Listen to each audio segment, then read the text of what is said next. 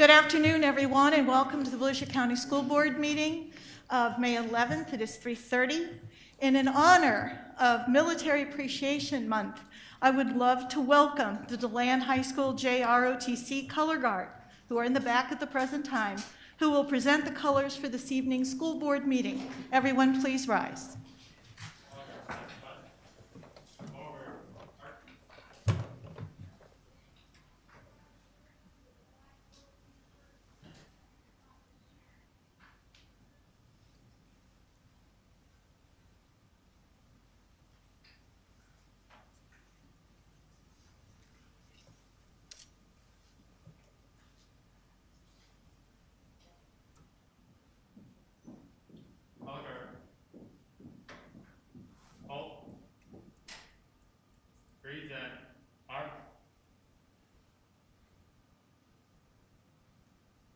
I pledge allegiance to the flag of the United States of America and to the republic for which it stands, one nation, under God, indivisible, with liberty and justice for all.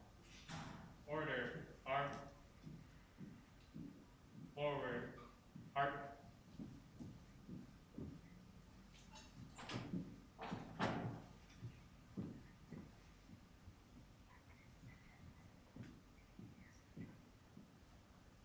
Thank you. You may be seated.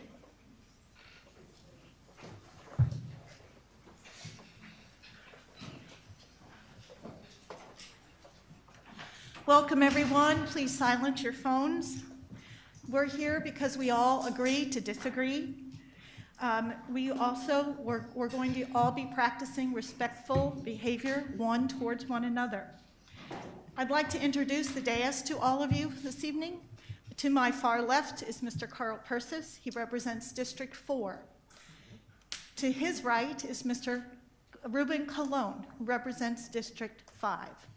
To his right is Mr. Ted Doran, our school board attorney. To my far right is our school board agency clerk extraordinaire, Miss Erin, I was going to call her Anita, Erin Lieben. Next to her right, or her left, is Mrs. Anita Burnett, representing District 2. To her left is Vice Chair, and representing District 1 is Mrs. Jamie Haynes. To her left is our Superintendent, Dr. Fritz, and I'm Linda Cuthbert, your School Board Chair, representing District 3.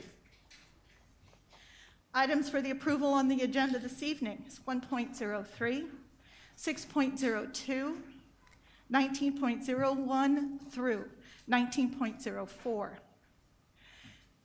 Public participation will be granted for items on the consent agenda. 5 o'clock certain for items of general interest for Volusia County Schools. Time will be provided for any public comment for any action item before a board vote is called. And time will be provided at the end of the meeting for public comment, also for items of general interest relating to public education in Volusia County Schools.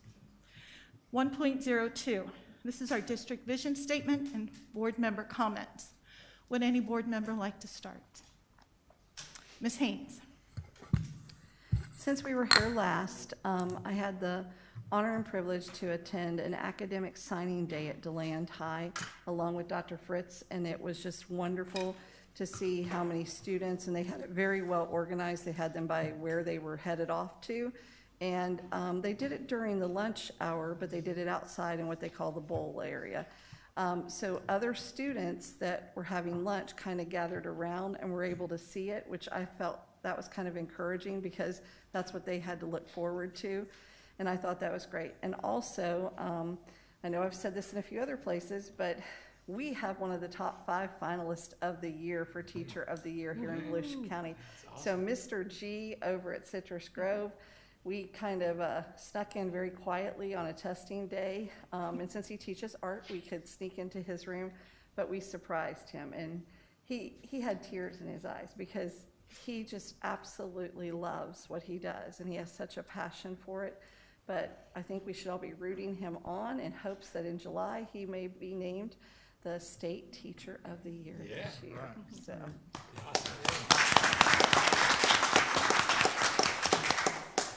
Thank you, Ms. Haynes. Ms. Burnett? Good afternoon. In the past week, I was able to attend an event with a few of you all, and it was the Futures Turnaround Program. And when we look at our mission statement and how we're trying to improve the quality for our students, this was something that was really touching, because these are students that have done something extraordinary and turned things around so that they are on the right path. And it was nice to see the families show up for that, and that we as a community could recognize them. So I appreciated that invite, and I want to say keep going with that, and congratulations to all those students. Thank you, Ms. Burnett. Mr. Colon. Oh, so I too attended a academic signing day at Pine Ridge. That was a great experience. However, today I want to highlight 3 folks who have received recognition as our ESE Amazing Folks of the Year. First one is Michelle Brown from Sunrise. She was recognized as the ESE Elementary Assistant Principal of the Year. At Deltona Lakes, we had Miss Lisa Ewing, who was the ESE Teacher of the Year. And at Enterprise, we had Miss Karen Morley, who was the ESE Inclusion Teacher of the Year. So congratulations to them, and we are grateful for everything they do for our students every day. So that's it. Thank you. Thank you, Mr. Colon. Mr. Persis. Yeah, great stuff. I'll switch gears just a little bit, but I want to just say how much I appreciate Dr. Fritz getting out to the schools when all these recognitions are taking place. You know, not every superintendent does that, and we can understand why. I mean, their day is slammed from the moment they leave the house until the moment they walk in the house, and probably more after that. But taking the time to do that, and the reason why I'm bringing it up, because some of the people who have received that recognition have stopped me afterwards and said, wasn't that nice that Dr. Fritz came out, you know? So, I mean, they have probably their first time meeting a superintendent, you know, anyway. And just wanted to give you that shout out. Along that same line, I was at Ormond Beach Middle School for a recognition of a Schoolway Cafe employee who gave the Heimlich maneuver to another employee who was choking, and actually was choking, and it actually saved her life. That effort was noticed by Schoolway Cafe in the district office. They submitted something to the state. The state grabbed it, and I mean, they produced this like a Facebook Live event at Ormond Beach Middle School, and had celebrities on a video thanking her. I mean, people like the Tampa Bay Buck coach Bruce Arians, and I mean, really well-known folks gave her a great big Tampa Bay Buck basket, and then the Florida Dairy Farmers Association gave her a $2,000 check. So it was just awesome, and she was just so touched, and the kids were there clapping, and it was just tears coming out of her eyes. So you've really touched somebody. So I thought it was just awesome. And again, to thank Dr. Fritz. I ran into him that same night at Mainland for some other event. So I thought, man, I can't keep up with you. So I'll turn it over to you, Madam Chair. But thank you. Thank you, Mr. Persis. I got to go out yesterday and congratulate Tamara Hopkins, principal at Sweetwater Elementary, who was named Media Specialist Principal of the Year. A media specialist gets to name a principal for all of our 69 schools. She won, especially by her peers. And then we traveled to Reed Batillo Elementary. A former student of mine, Samantha Anderson, received the Media Specialist Award and celebration for the year. So it's wonderful to celebrate recognition for our administrators as well as teachers who give so much for each year. And also starting next week, our seniors are finishing their last year of K through 12. So we have to doff our hats to them. Of course, I'm not wearing mine for the first time in almost 6 months, so I'm thrilled to go hatless. But it's wonderful for this next couple of weeks, all the celebrations our seniors will be having. And a special shout out, I have 2 grandchildren graduating this year, 2 last year. So of all times for your grandchildren to graduate, these 2 have been 2 remarkable years. And for this class especially, the 2021 graduates to have gone through not only losing their 4th quarter, their junior year, but everything this year. I don't think there's going to be a dry eye in the house during our graduation ceremonies. So congratulations to all of our seniors. Thank you. That concludes our vision statement and comments. 1.03, approval of the minutes. We have minutes from our work session on the 27th, as well as the regularly scheduled board meeting on the 27th. Is there a motion? Motion to approve. Is there a second? I'll second. Any discussion? Okay, it has been moved by Mr. Cologne and seconded by Ms. Burnett to approve the minutes of April 27th. All in favor, please say aye. Aye. All those opposed, please say nay. Motion is carried. 2.01, are there any agenda changes? No, Madam Chair. Thank you. Is there a motion to approve the agenda? So moved. Okay, thank you, Mr. Persis. Is there a second? I'll second it. It has been moved by Mr. Persis to approve the agenda, seconded by Mrs. Haynes. Any discussion? Okay. All those in favor, please say aye. Aye. All those are opposed, please say nay. It has passed unanimously. Thank you. 3.01, administrative appointments. Dr. Fritz. Board members, we've had great conversations in the past couple weeks about my plans for middle schools as we move forward. That I want middle school to be more of a gradual release between elementary and high school rather than many high schools. And we've talked about some things that I have planned for that. I am very, very proud to make this recommendation. I'm going to ask Dr. Andrew Olson to come forward. And as he does, I'd like to share a little bit about him as we start down our journey to take our middle schools from good to great. Dr. Olson has earned his educational doctorate degree in innovation from the University of South Florida. His research is on building collaborative cultures in middle schools focused on teacher improvement and growth. Dr. Olson comes to us from Hillsborough County with 13 years experience as a principal in 2 urban schools and an assistant principal. While being an assistant principal and a principal, he continuously improved the school grades, serving in a leadership capacity for both schools.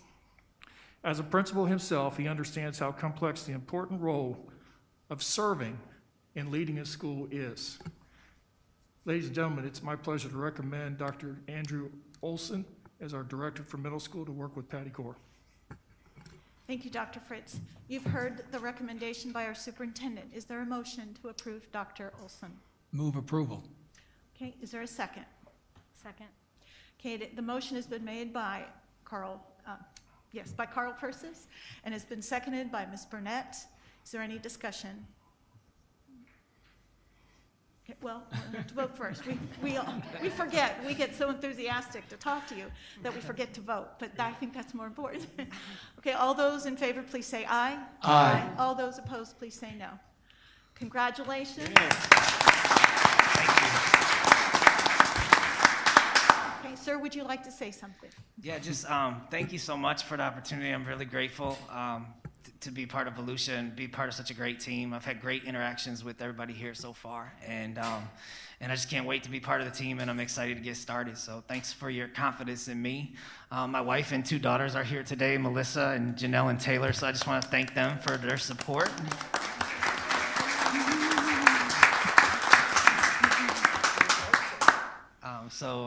We're excited to be part of Volusia, and I just can't wait to get started. So thank you again, and I look forward to working with everybody here. Thank you. Any comments from the board? And I believe your wife is an elementary teacher, is that right? Yeah, she's a middle school media specialist and literacy coach. 2 for 1. Like it. Well, you know, in District Another 5, one. we may have a spot, and I'm just District 1's actually the best district. I think the bargaining has begun. Right. Well, thank you. We welcome you to our school district. Yes, Mr. Well, I President. just wanted to say, as a former middle school principal, as soon as I saw him and talked with him for 30 seconds, I thought, he's the right guy. He's the right one. He's got the energy. He's got the spark. I can see the smile under the mask. You just got it. I know you do. And you're working with a super person in Patty Core. They don't come too much better. So you all are going to be a dynamite team. And middle school principals, watch out. I think this guy's the real thing. So Yeah, I'm it's a looking good forward, thing. very Welcome. much looking forward to working with Ms. Core. Well, good. That's wonderful because we like working with her as well. But thank you very much, sir, and we wish you well. Awesome. And you, when do you start, sir? June 1st. June 1st. So Yes, ma'am. That's a good one. All right. Thank you, and good luck for Thank you, your sir. following the rest of your school year. Yes, thank you. Thank you.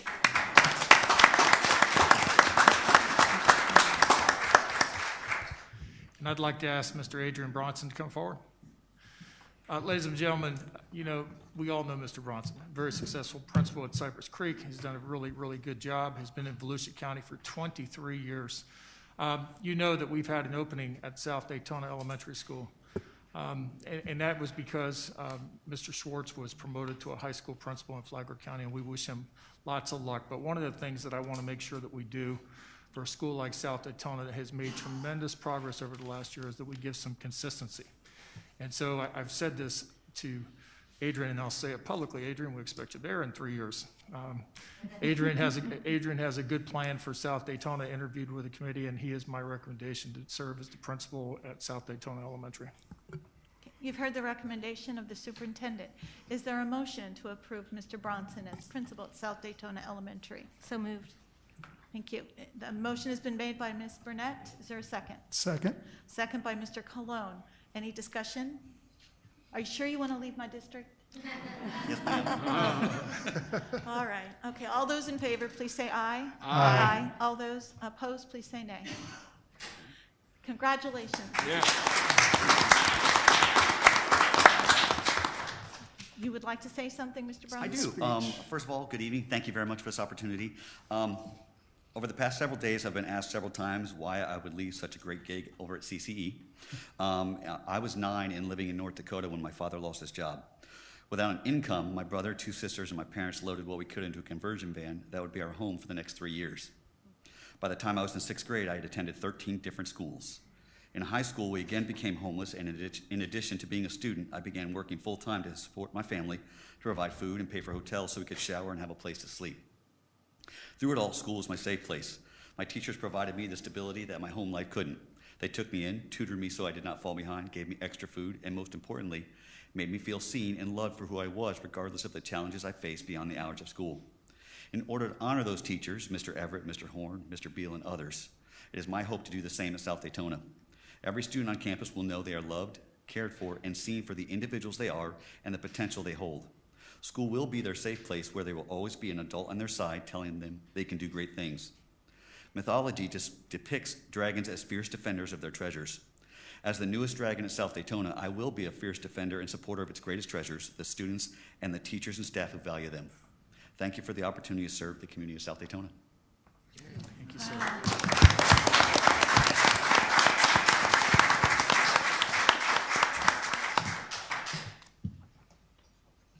Any more? Oh, that's it, ma'am. Okay, thank you. We have public participation, but it's at 5 o'clock certain, so we will return to public participation. 6.01, removal. Are there any recommendations to remove anything from the consent agenda? Oh, did we have? Seems as though I skipped. Yes, I did. I skipped 4.01. Recognitions, I apologize. Recognitions for May 2021. Madam Chair, this one gives me great pleasure. I know it does the entire board. We've talked about the service of our military personnel that are inside Volusia County, those that have worked for us and continue to work for us and continue to serve our community. I'd like to ask, as we honor them, that if any military personnel or any former military personnel are in the audience, please stand so we can honor you.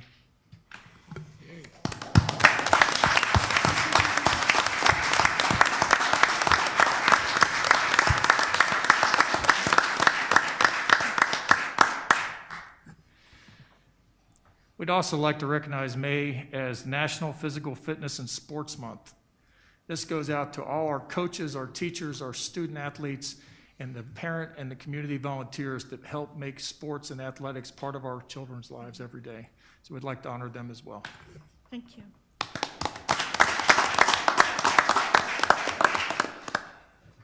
And our athletes have been fantastic Absolutely. this year. Right, Ms. Servanek? Oh, she must have stepped out.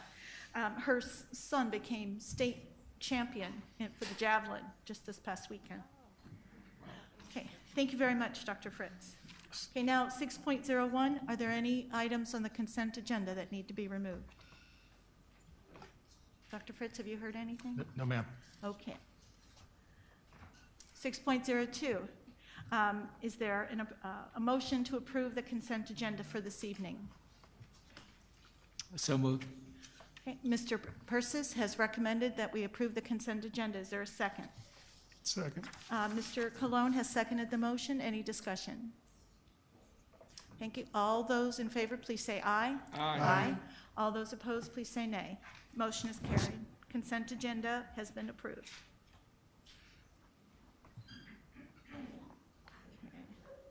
16.01, Superintendent, you have announcements? We do have one announcement, and that is for the next regular scheduled board meeting, which will be May 25th at 5:30 right here in this boardroom. Okay, thank you very much. Let's see. Okay, and then public participation, 5 o'clock. 18.01, Human Resources Update. I'd like to call Mr. West forward. Miss Rachel Hazel? That's all right. Miss Hazel's got it.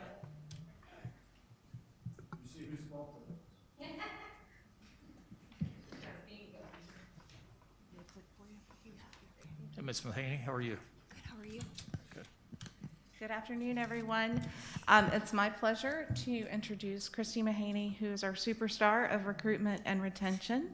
And she is going to talk to you about some of the recruitment events that we have been, and when I say we, I mean Christy has been doing. Good afternoon, Chairwoman Cuthbert, school board members, Dr. Fritz, and audience members. We had a busy recruitment season, and open hiring for our school district kicked off with our spring instructional job fair on April 16th. I'm here today to share some data from our spring events.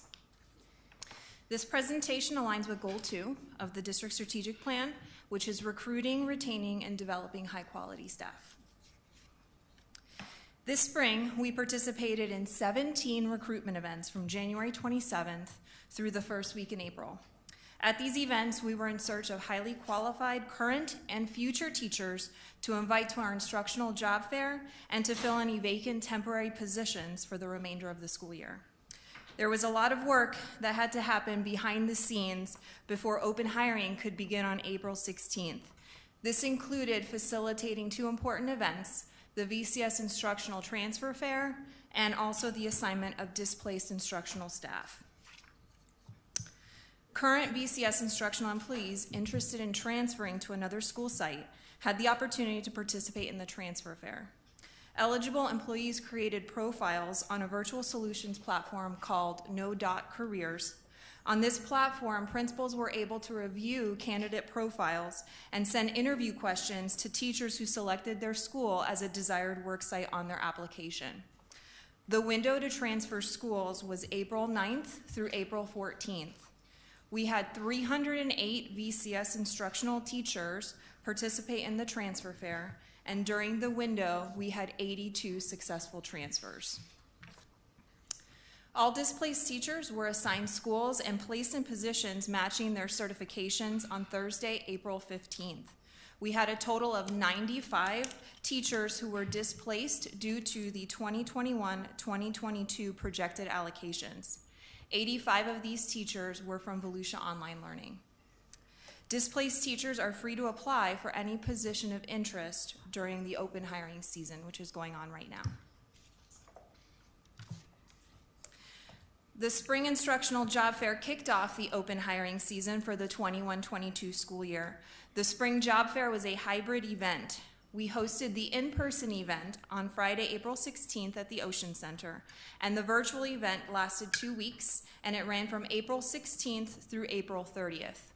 We had 148 candidates register and participate in our in-person event, and by the end of that afternoon, on April 16th, we had 72 candidates who had been hired by schools.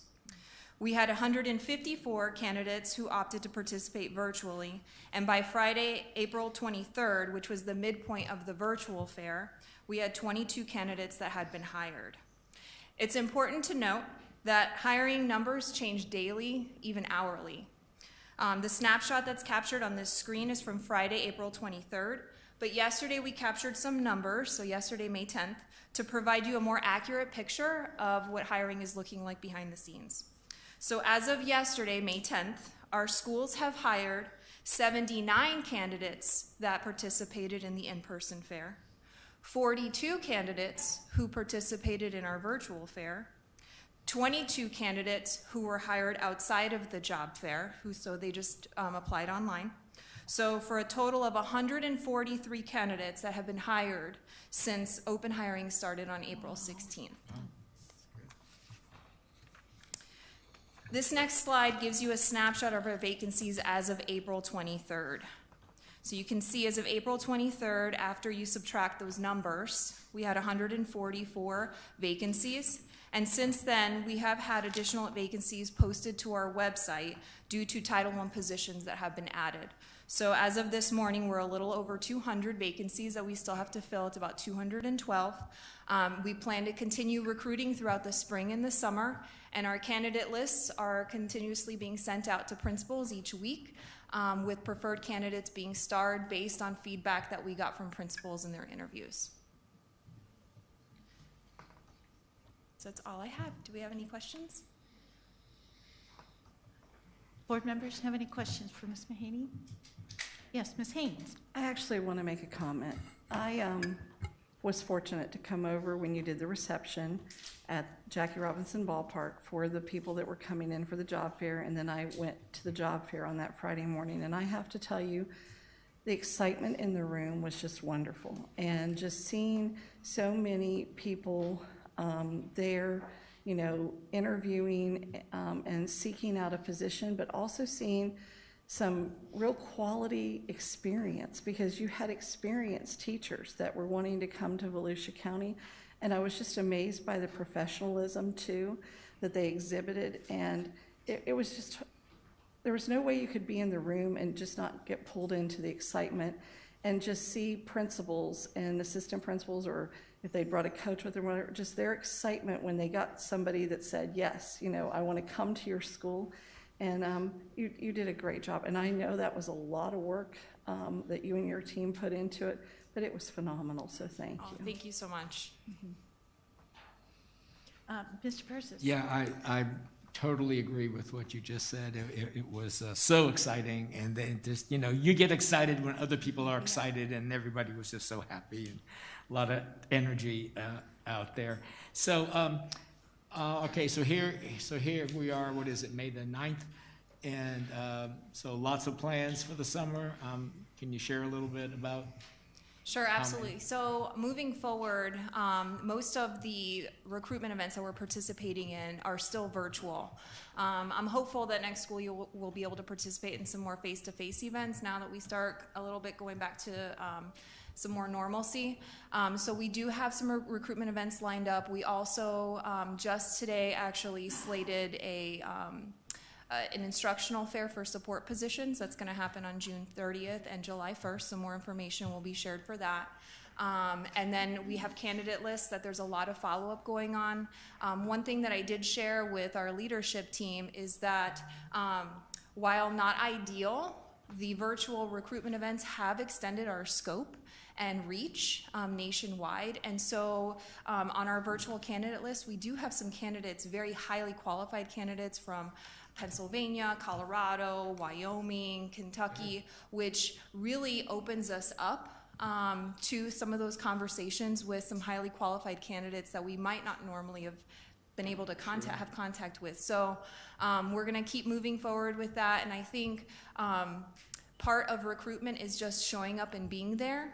And so whenever we can get Volusia County Schools at the forefront and have a seat at these events, we're going to fight to make sure that we can be there. So I think that's great. Do you do things like when you get someone who appears to be interested from Colorado, let's say, then do you have their contact information?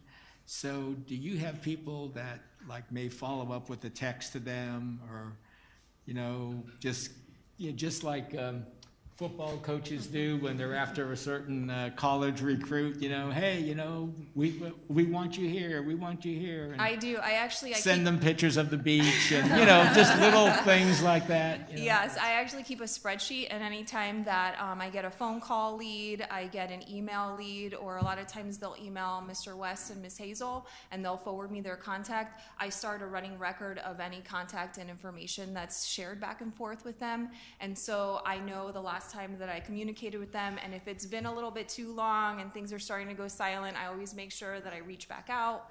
I find that emails and phone calls are the best way to connect with them, and we are looking into some other recruitment tools that might include some text messaging, but that's a little bit further down the road. Yeah, good.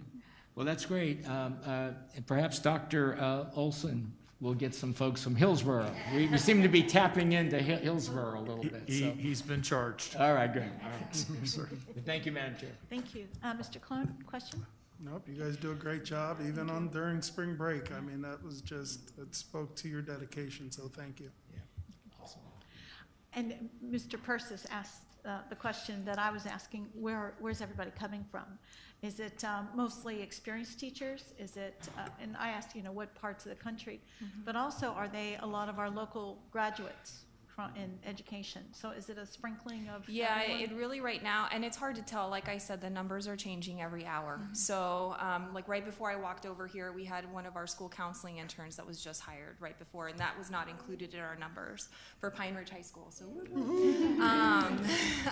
Nice. So numbers are changing. Yes, our student interns are being tapped into. We have updated our senior intern exit survey so we can pull some more targeted data and information about our interns. So the ones that are leaving, why are you leaving? How can we get you to stay? And so it's a little bit of everything right now. We do have some candidates coming in from out of state. We actually have one that's currently living in Puerto Rico that's on her way in, trying to figure out some living situations for herself. So a little bit of everything. I'm excited to see what it's going to look like in August. Yeah, me too. I think all of us are. How are you doing with support personnel? So for support, so as I mentioned, right now we are planning for a summer job fair for all of our support professionals. I've been working with Sheila Reese over in the Family and Community Engagement Office, and we were able to secure both the DeLand YMCA and the Port Orange YMCA for June 30th and July 1st, because we figure we can get not only people who register ahead of time to participate, but also some of the walk-in clientele that normally goes to the YMCA. So we're hopeful that we can, fill and hire some positions at that summer event. And we're working closely with those departments: student transportation, schoolway cafe, ED, EP. Who are you targeting? Who are you targeting? We didn't ask that. Paraprofessionals, ESC paraprofessionals. Yes. That voice was Schoolway not cafe, a ghost. student transportation. Yeah, that was Mr. West asking that wonderful question. Head of HR. So, thank you very much. We certainly appreciate all the update. And how are we doing? My last question is, how are we doing on ESE personnel? For right now, like our high needs areas are school counselors, ESE teachers, English, math, and science. So those are some high needs areas for us. So we're really targeting our recruitment for school counselors. We're working with Ms. Rowland's office, Abaco Rayner and Ingrid Cruz over there, trying to make sure that we target those schools where students are the interns, the counseling interns are graduating from, and trying to get them into Volusia as quickly as possible before anybody else can snag them. We're also, anybody who comes through our gate that is an ESC certified teacher, we're making sure to communicate that to any principals who are looking for ESC candidates. So we're updating our lists, our candidate list daily, and sending them to principals who are calling, emailing, and every week we send it out through Mr. West. And are you finding it much easier to hire right now because you have the fingerprinting equipment right in-house? It's quicker? It is more convenient, yes. Oh, that's wonderful. That's wonderful. So we don't have that trouble this year that we had last year. That's super. Thank you so much, very much. No problem, thank you. Anything else, Dr. Pritz?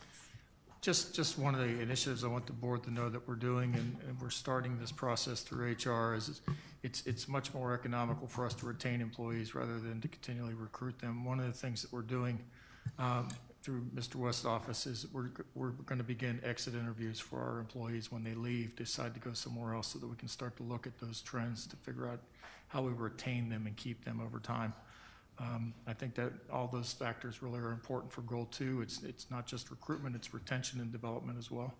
But I am very proud of this team. If we look at numbers where we've been in the past and where we are at this point in time in the year, with everything that's gone on, I couldn't be more pleased with the efforts we've taken to fill. I get a lot of compliments from principals, and they're happy with the communication. They feel like that's an area that they are getting candidates handed to them instead of always having to look for them. So I'm very proud of the team. Good work. Thank you. Thank you both very much. 19.01, it's board action item. Approval of the job description additions and revisions. Dr. Fritz. Yes, I'm going to ask Mr. West to come forward. We have 2 today, correct? Mm-hmm.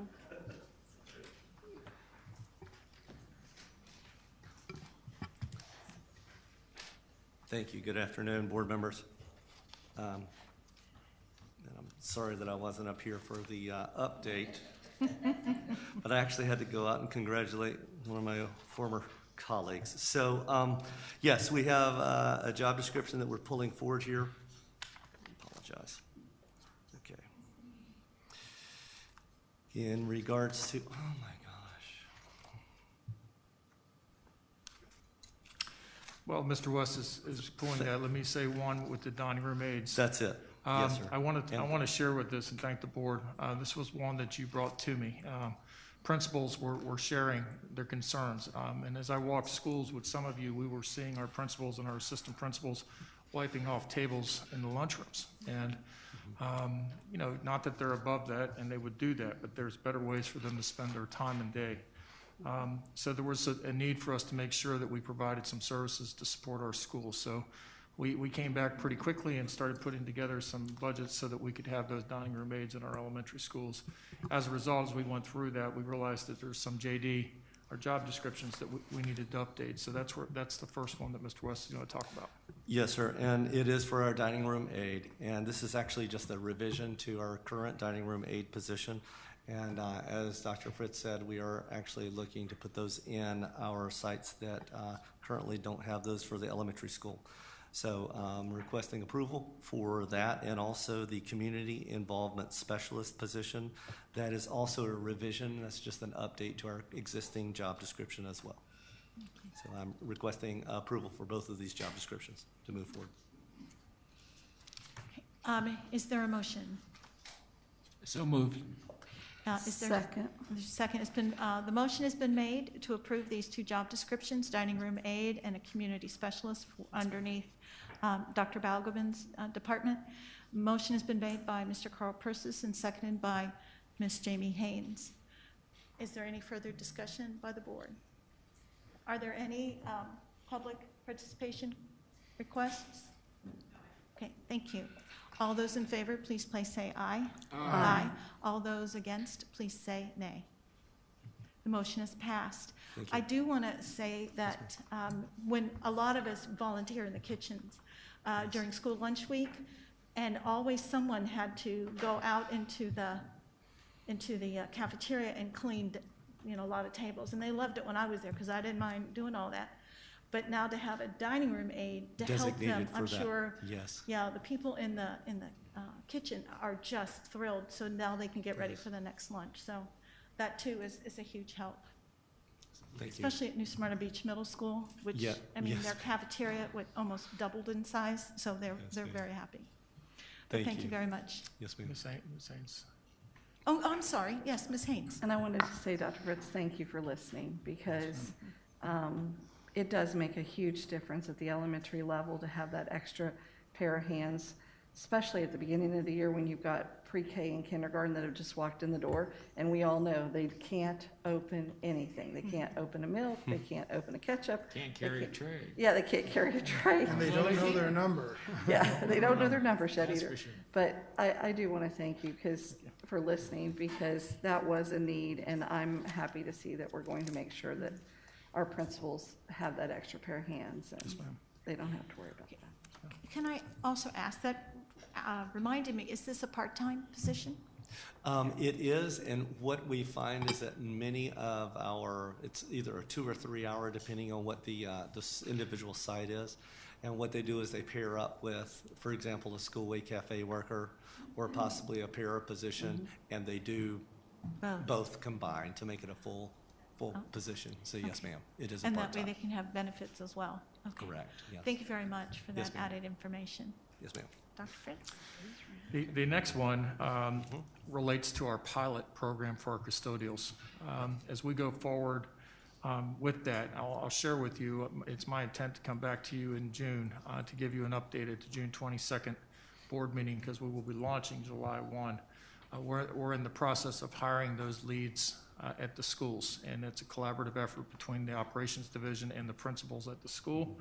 But what we're asking today, and I'm sorry, Mr. West, I'm kind of doing your job. That's okay. We're asking for the Yep. salary schedule for these head custodians to be approved. Yes. Yes. And this is Board Action Item 19.02. Yes. And it's the approval of the proposed 21 non-bargaining salary schedule for technical support personnel. And you all got us a copy of the salary schedule. Yes, ma'am. Okay. Any discussion and questions? Yes, So Mr. how did we Colon. come up with this number? Because, Yes. you know, on the way here, I passed McDonald's, and they have a sign outside that says, starting at $10 an hour, or something like most $15 an hour. And so the thought that we would have a head custodian starting off at $15 an hour just seems off. What do we look like compared to other counties in our vicinity as it relates to this position? So we did a couple of things, and I worked with Michelle Golden up in finance, and Rachel and I did in regards to not only the head custodian salaries, but we'll also be bringing the custodial salaries to you next board meeting after talking with Ms. Knowles at AFSCME.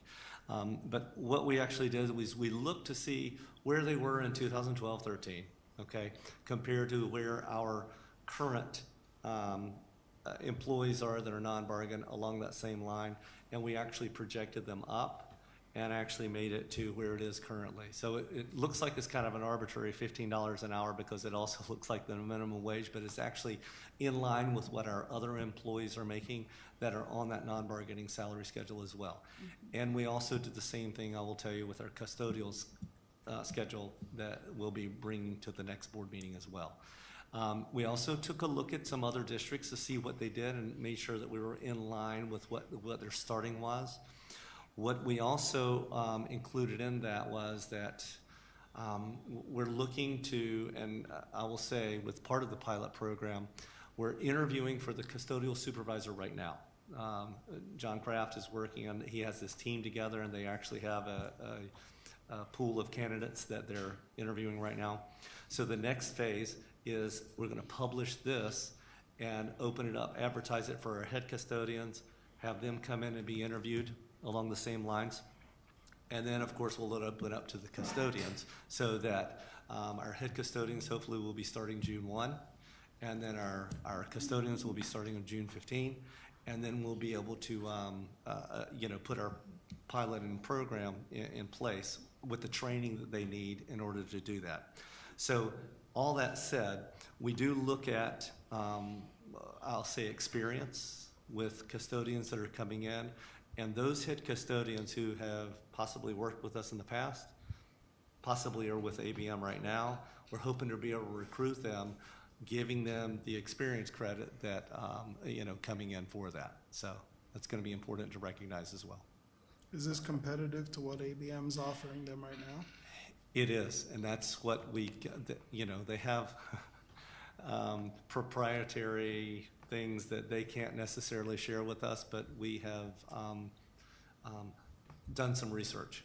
I'll leave it at that. So yes, sir. We're hoping to be able to compete with those leads. Thank you. Okay. Thank you. Thank you, Mr. Cologne. Mr. Persis.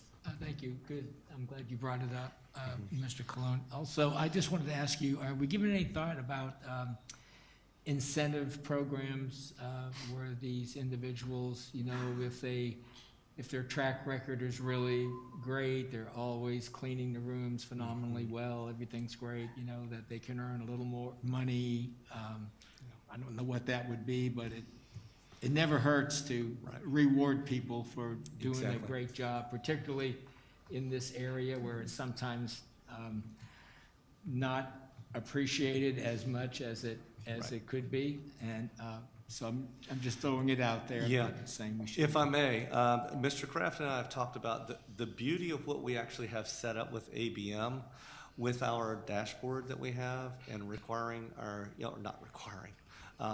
encouraging our teachers, our principals, everyone, to give input and feedback to each one of those. It almost has a natural incentive base that's built into that. So part of the pilot program of what we've talked about is that we want to put in place, keep in place that dashboard where our teachers have access and are able to get on and give those up-to-date reports, because you all know we get them every day, right, of the custodial operations. And so we're going to continue that side by side with ABM, hoping to, first of all, see how we do compared with ABM, but also set up that incentive program to where if we have some areas that are doing better than others, we're able to reward those. So that's a very good point. Yes, sir. Thank you. Okay. Thank you, Mr. Persis. Ms. Haynes. So since we're talking about custodians right now, and I know that we're talking about the ones that we're going to bring on, and this is what we're looking at as the head custodian pay, I have to say this. I'm thankful that we're doing this. I believe it's going to work. Yes. But I'm very frustrated right now because, yes, I selected my schools based on, the ones that had the most tickets. I mean, it was very obvious. But I had that one other school that had just as many tickets, and it's become ridiculous because I just don't feel like anybody's showing up to work there. And I'm so frustrated by it. And I'm tired of the excuses because, I don't put you on all the emails that I send them, but, I ask questions like, yes. So are you short-staffed again tonight? Did no one show up? But I need one more spot is what I need. And I know I'm joking. You want one more school to be on the pilot. Let me share. And here's the thing, Yes, and you ma'am. probably know which one it is. Yes, ma'am, I can guess. I will say this, and it's funny because I'm sure if I ask each of you, you would all want an additional. And Dr. Shanoff and John had a meeting with ABM as late as yesterday in regards to some, I'm going to call them hot spots areas. We've had a number of concerns from each of you. And so what we're trying to do is, first of all, address them individually as we meet. And I had another meeting on the phone with the principal and of a specific school with APM, with the representative. And so it is an issue of, first of all, workforce. And this isn't just us, and it's not just ABM. We know it's nationwide. Our workforce, it's a weird time with COVID and with what the government is doing and helping and that kind of thing. But so we're trying to address those issues, and I'll put it this way, not let the gas off the pedal with ABM and continuing. And so what we'll probably do is be able to give you maybe at the next board meeting or two an update on what we're doing with ABM in regards to that, as well as not only just what we're doing with our pilot. So, but please continue to copy both myself and Dr. Shanoff on those as well, so that we can be tagging those and addressing them individually. Thank you. Yeah, But I'm sorry. to your I'm sorry. point, this is exactly why we went forward Exactly. with the pilot. Exactly, and that's what we heard from our teachers and we heard from our leaders, and I would love to give you another spot. Well, I mean, I had a tough time on my high school because I just have two that have had, Right. well, and get this, they're the largest two high schools in the entire district, Right. okay? They hold spot 1 and 2, and it goes back and forth between the two of them on any given day. And both of them have just not had the service that they need this year. It's just constant issues. And I get it, because they're both very big buildings and everything. But, you know, DeLand High had a few more tickets than University, so DeLand High is where I went. But University has just become, it's unreal. I don't personally know if they've had a day that they have had a full staff there in months. That's the case in a number I of mean, areas, yes. there are times when there's, you know, this is what I get. Well, 2 people just didn't show up for work. 1 showed up and a half hour later quit and walked away, and you're left with 1 custodian to try to clean a school building that's large enough to house 3,600 kids. Well, it can't be done. And, you know, and I appreciate the teachers and the staff there, and Karen Chenoweth, the principal, I mean, she has been wonderful. She follows up on stuff, but like, it's just an added burden on her shoulders too that's keeping her from to be able to do. So I just had to put that plug in there because they're the 2 largest schools we have in the entire district. And I struggled with which one to put, and I finally went with just the sheer number of tickets. Right. And the one had a few more tickets than the other, but it's sad what's happening there. I agree. Yes, Mr. And Klein. as he alluded to, you're not alone. I actually had a call with Mr. West, Mr. Shanoff, and ABM on Friday. One of my schools, I'm hoping for change, and we put together a plan, but for a little while, it felt like they had given up. And, you know, that's not, you know, it's not acceptable. It's not, you know, and I realize the labor market, you know, they just can't get people to work. But you're not alone, and we're definitely, you know, while we work in silo, because I don't know what your issues you're having until we talk about it here. Yeah, we got problems, which is why we're doing what we're doing. Exactly. And I don't know at what point, you know, do they have to start incentivizing people to come to work? I mean, it's what we're having to do in all industries right now, especially, you know, not so much the higher ed, but the workers, the folks who are, you know, the custodians, the kitchen, all, you know, those are the positions that before people, you know, fought for, now we're giving sign-on bonuses for. So times have changed, but, you know, nonetheless, that's at the expense of our schools, and that's a problem. Correct. I mean, if they can't handle it, then they can call Kelly. I mean, I don't know what they would do, but you're not alone. Thank you. When I retired in 2012 from teaching at New Smyrna High, that was the last year we had in-house custodians, and it was a very sad time. One of my campaign promises was to return our own custodians to the classroom. And of course, when we interviewed, or at least when I interviewed Dr. Fritz, or the other 2 candidates as well, that was part of my conversation. What would you do in order to help us get our own people back? And to me, it's much like what Ms. Haynes was talking about, the dining room aid. To me, this is very, very important, because this is the pride of the school. It's family. I mean, I still remember my custodians going up and down my hallway. And they're part of the family of the school.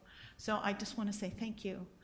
And it feels really good in order to make sure that this promise has been kept. So I know we have to start slowly because of finances and tweak everything because we want to do it right.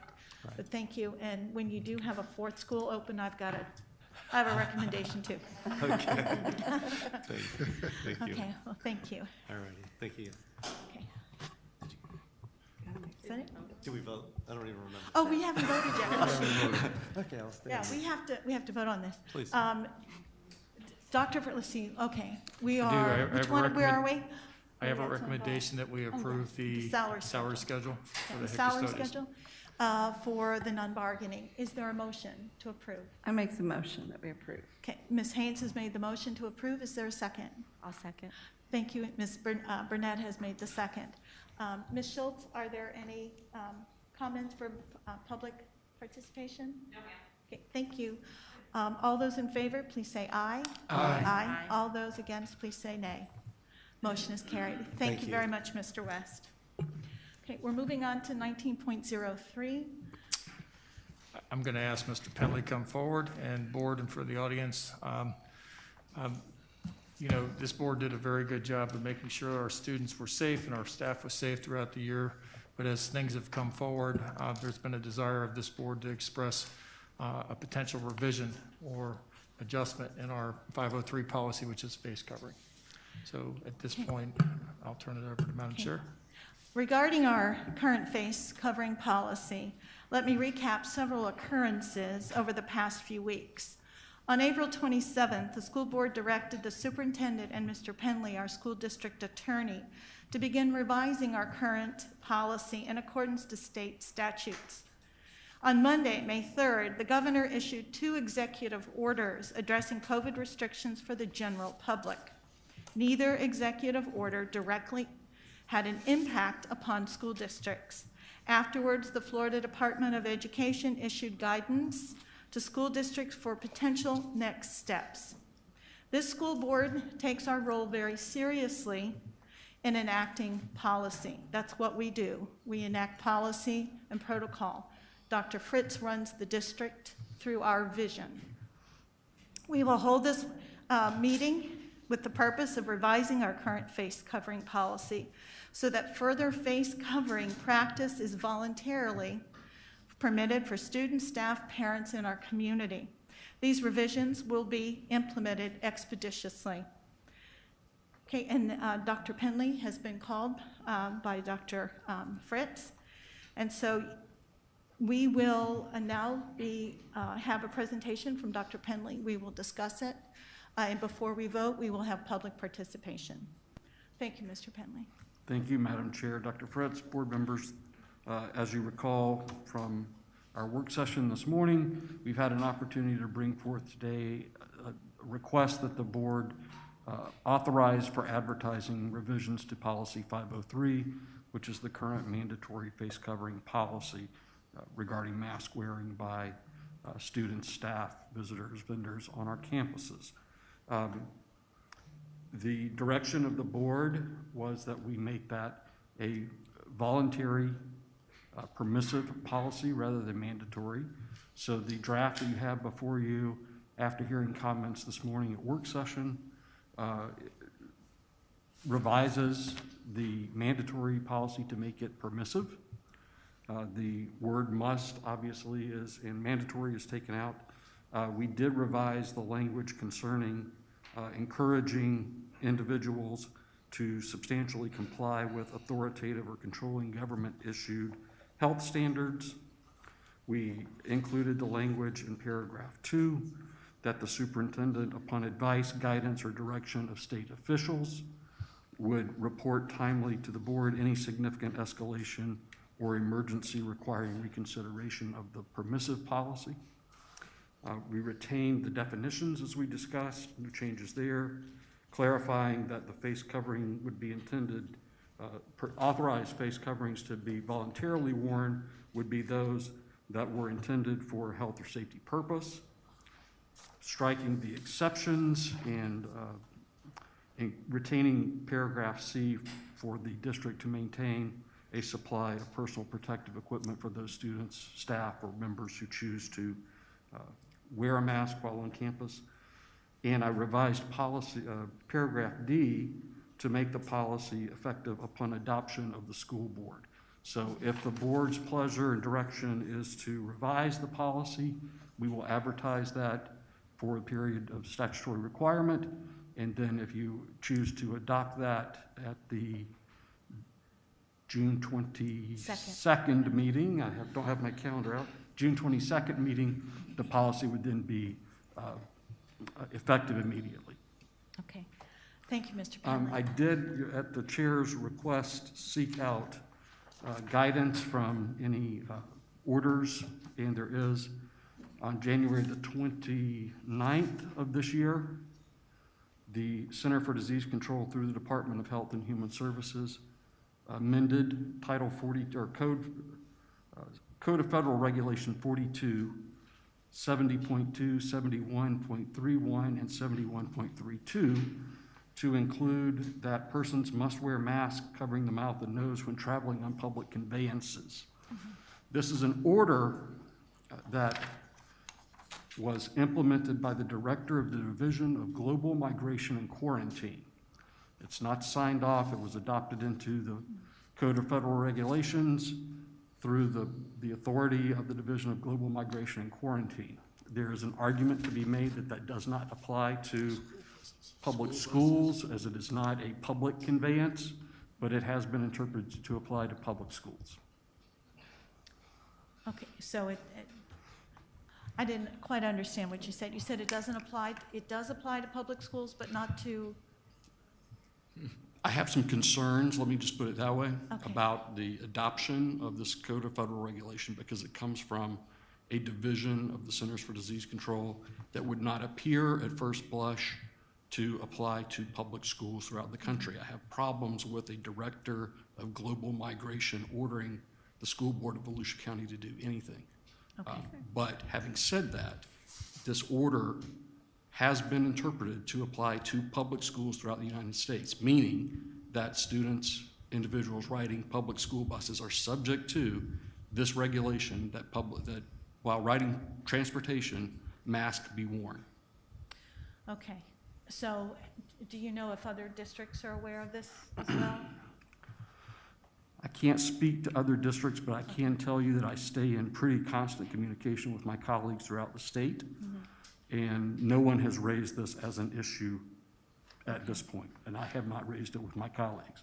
Yeah, I think as we go forward, within the next month, by June 22nd, we should find out. I'm sure it what will others- be. Okay, thank you. Maybe we're the first to raise the issue, especially on our school buses.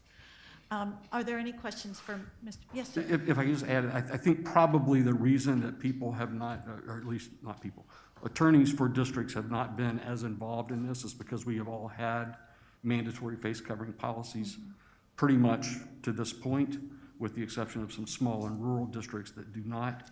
So for the majority of districts that are our size, this has not been an issue. This being the CDC order for bus transportation has not been an issue to this point because we've all had mandatory face covering policies anyway. Yes, okay. Thank you very much, sir. Questions for Mr. Penley? Any questions for Mr. Penley? So I did some research. I think it's something we're gonna have to look up because a few of the national organizations have stated that it doesn't apply to, that they're exempted, possibly, I'll say possibly, exempted from that order because school bus transportation is not subject to that emergency order under blah, blah, blah. So I think that's something we're gonna have to research. Because we just don't know the answer to that question right now. Well, if I could just add to that, Madam Chair, Certainly. the language of the order speaks to a conveyance operator transporting persons into and within the United States. So it really does read like someone, cruise ships or continental buses coming across international borders, that sort of things. And we are not a conveyance operator. I think that's probably the argument that's to be made there. We don't hire, we're not a for hire, we're not running a transportation service for hire to transport individuals around, and that may be the basis for it. But I will tell you that if you go on to to the CDC website. It does say specifically that it applies to public schools. Okay. Sir, who do we contact for further explanation and clarification? Probably the Attorney General Of the United States? of the state. Of the state, okay. All right, thank you very much. Questions for Mr. Penley? Comments from the board? Okay, is there a motion? We have to vote. We have to go public comment. I'm sorry? Public comment. Public Yes, comment. we will do that before we vote. I just thought you want to hear from the public before. Yes, but we have to have a motion and a second, and then before we vote, we have public participation. I'd like to make a motion that we actually repeal the current face mask policy.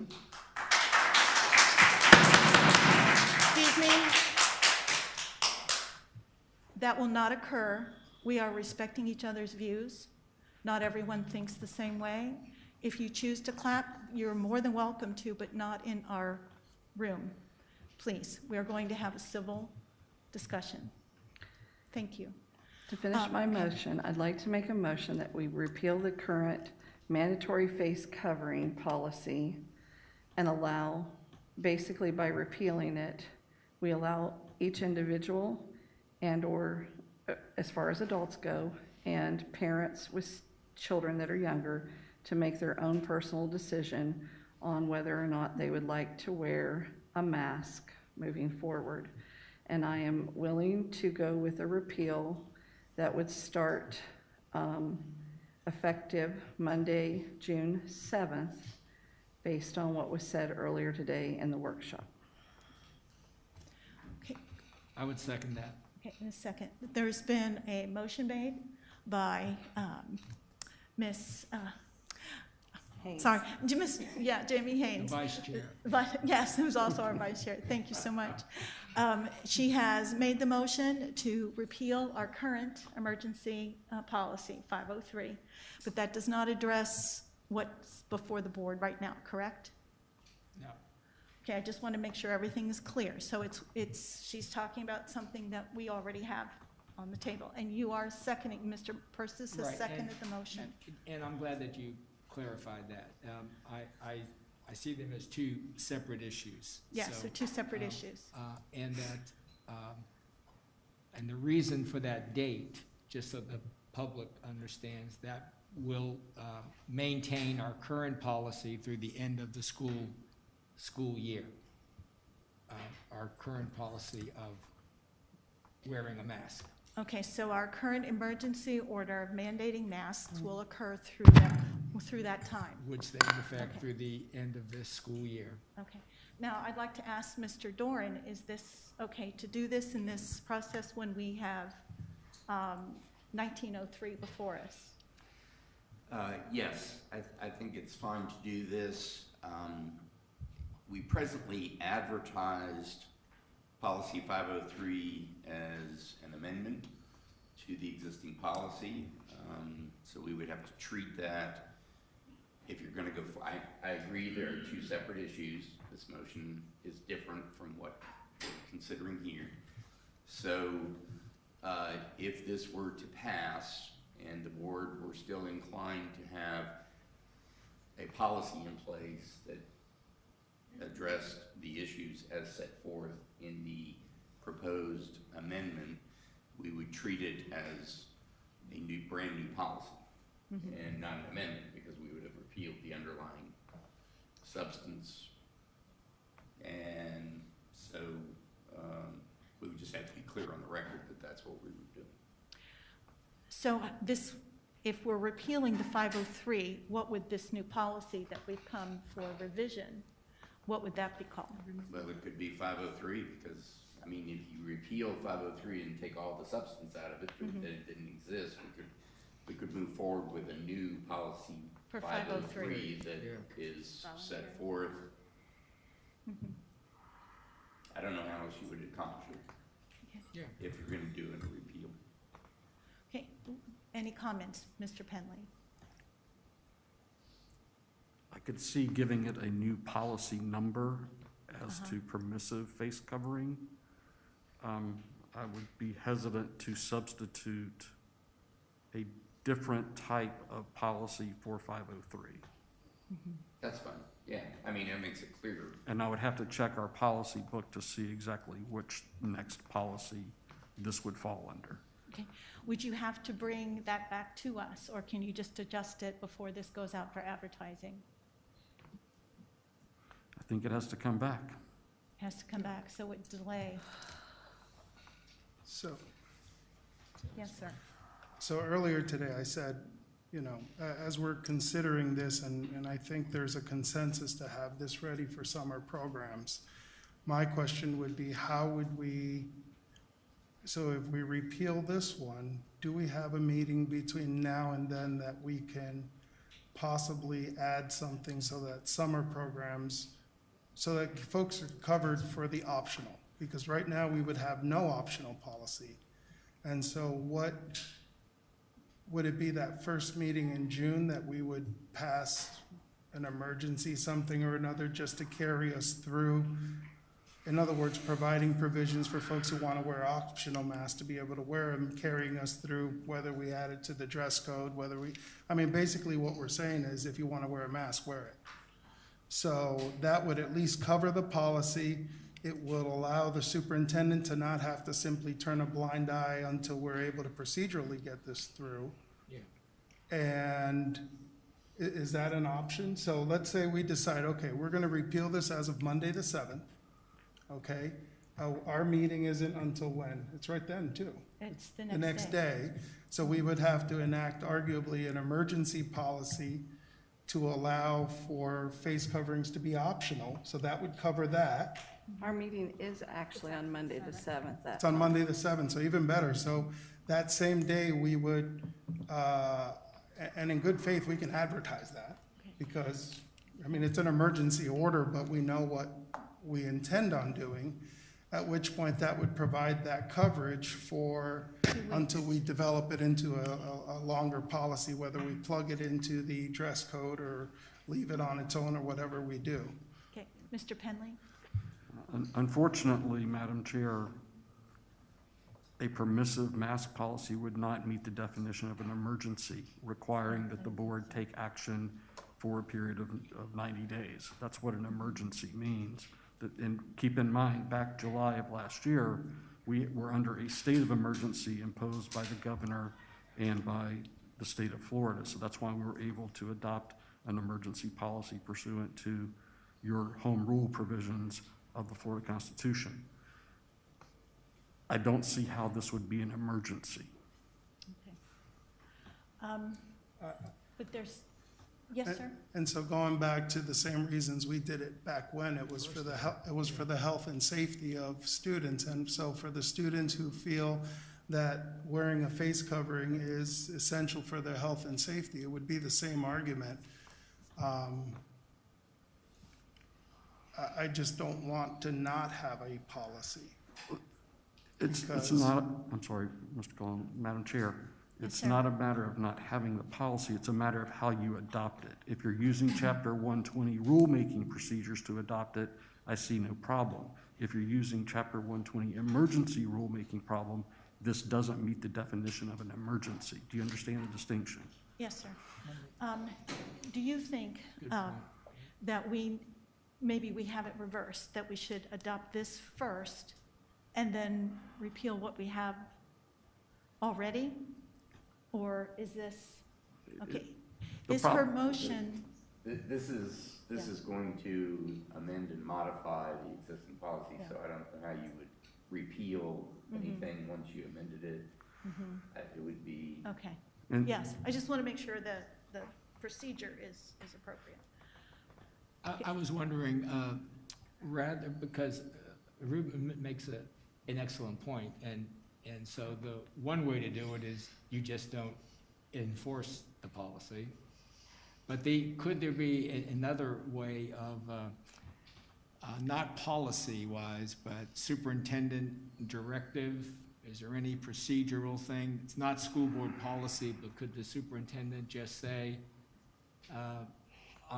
connected to all the summer school kids who are attending and to their parents to let them know that those students who wish to wear a mask are medical masks will be allowed throughout summer school. I mean, just hearing it from your voice, to me, is enough. I would definitely want some legal counsel on that one, because not so much what would happen during that time, what could happen legally after that time if someone came forward and said, well, you gave them permission not to do it at that time. So, I mean, you know, I defer to Mr. Penley and Mr. Doran to kind of guide us through the legal process on that, but I do take your meaning. Right. And what you're saying, you're talking about relaxing that requirement. Yeah, just so it would be optional, and then when June 22nd came, it really wouldn't be any change. Yeah. If this policy passed, it just Right. continue on. There is one point, Madam Chair, I'd like to make in this regard. It's a fairly simple procedure to modify your dress code policy as it applies to students. But keep in mind, this policy applies to vendors, visitors, staff on Volunteers. campus. This is a campus safety. To Mr. Cologne's point earlier, you did adopt this as a health, safety, and welfare measure back in July to address the campus environment. Your modification to the dress code policy only applies to students. That doesn't apply to other individuals coming onto campus. Okay, so there is a motion on the floor. Before we vote, we have public participation. Is there anyone that we can participate? And of course, we have a 5 o'clock certain, which is for the general public, so we may have to interrupt this. Let's see, I'll just call the general interest. These are all supposed to be green? green, yeah, but we ran Okay. out of the green cards, there's 15. Okay. We will have to interrupt the general, the public participation for this specific board item for the 5 o'clock certain for the items of general interest, because that is a certain. Is that all right with everyone? We just take a break and then come back and do public? I'm sorry? Can we take a break and just come back and do public so we're not breaking them We up? can do that as well. We can take a 15-minute break. Sounds good. Is that all right with everyone? All right, let's have a 13-minute break. We're adjourned.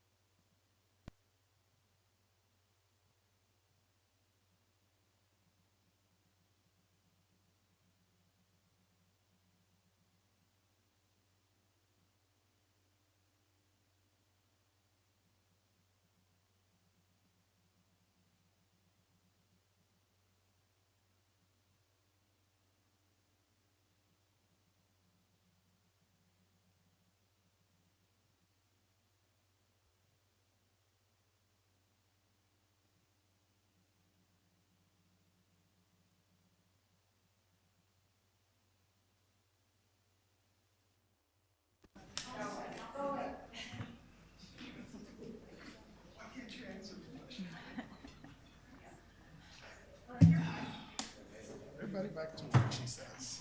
More green, slash yellow. Okay, thanks. I like those colors. Who?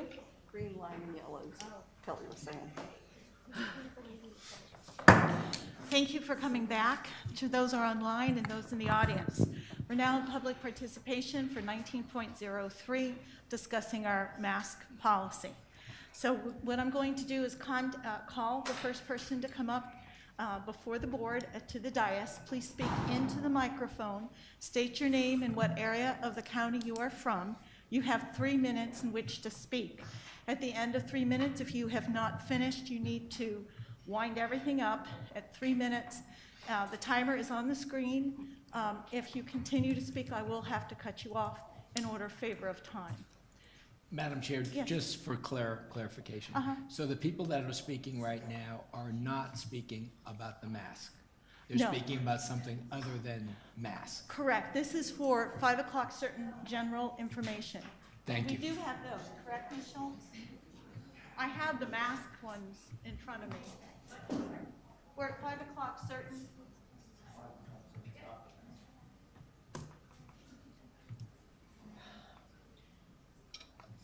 Thank you, Mr. Persis. Sorry. No, that's okay. There's 7. That's okay. We have 7 who would wish to speak for the general interest of public education in Volusia County. Mike Maples will come first, and then after Mike, Cameron Fuhrer. Mr. Maples? Come on up. Have a seat right in front, sir. Enjoy. Does it say 503? Yes, sir. Okay, I'm sorry, this is not, we have to put you, this is 503. So, I'm sorry, sir, we're gonna have to put you in the different group. Come back. Oh, you did both? But I don't know if you allow that. This is for general, do you have 3 minutes for general comments about the public education in Volusia County? He's here for masks. Okay, what we're doing first is for 5 o'clock certain, we have to have it.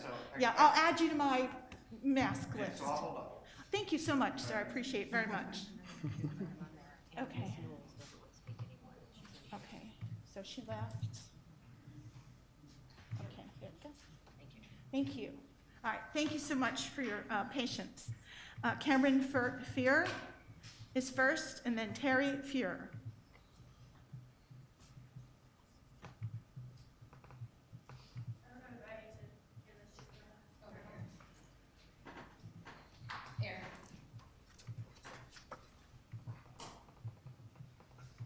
Have a seat, speak into the microphone, state your name and the area in the county you're from. You have 3 minutes.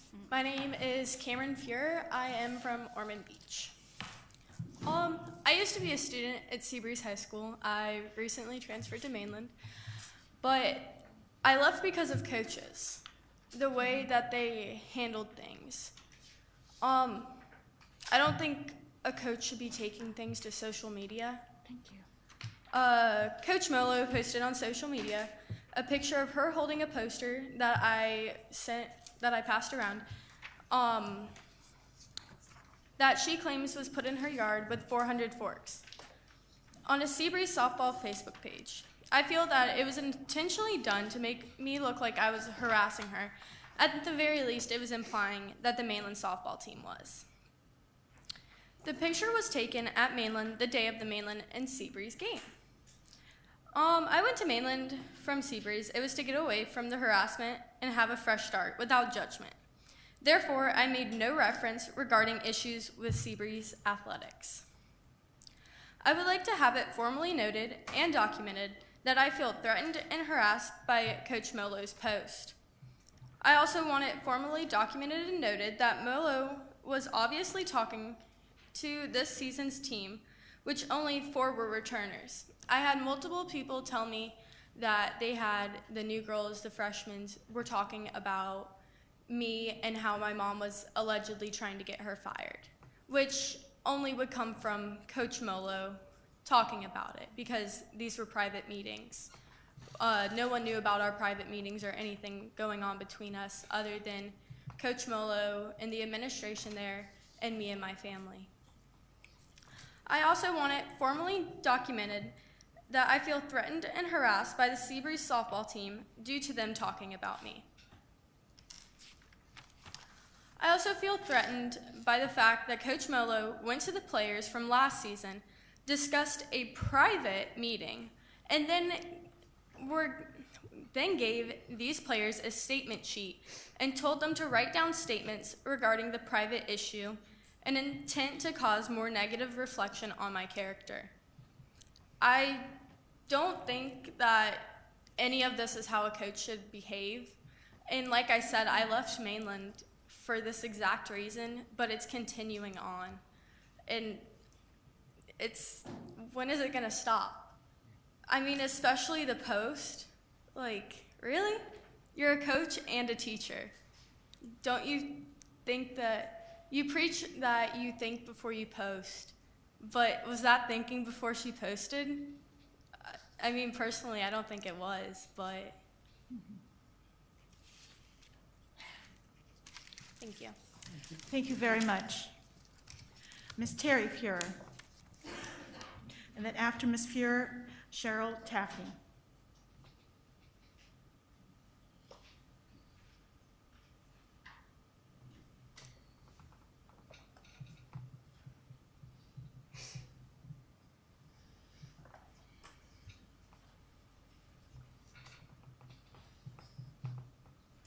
Good afternoon.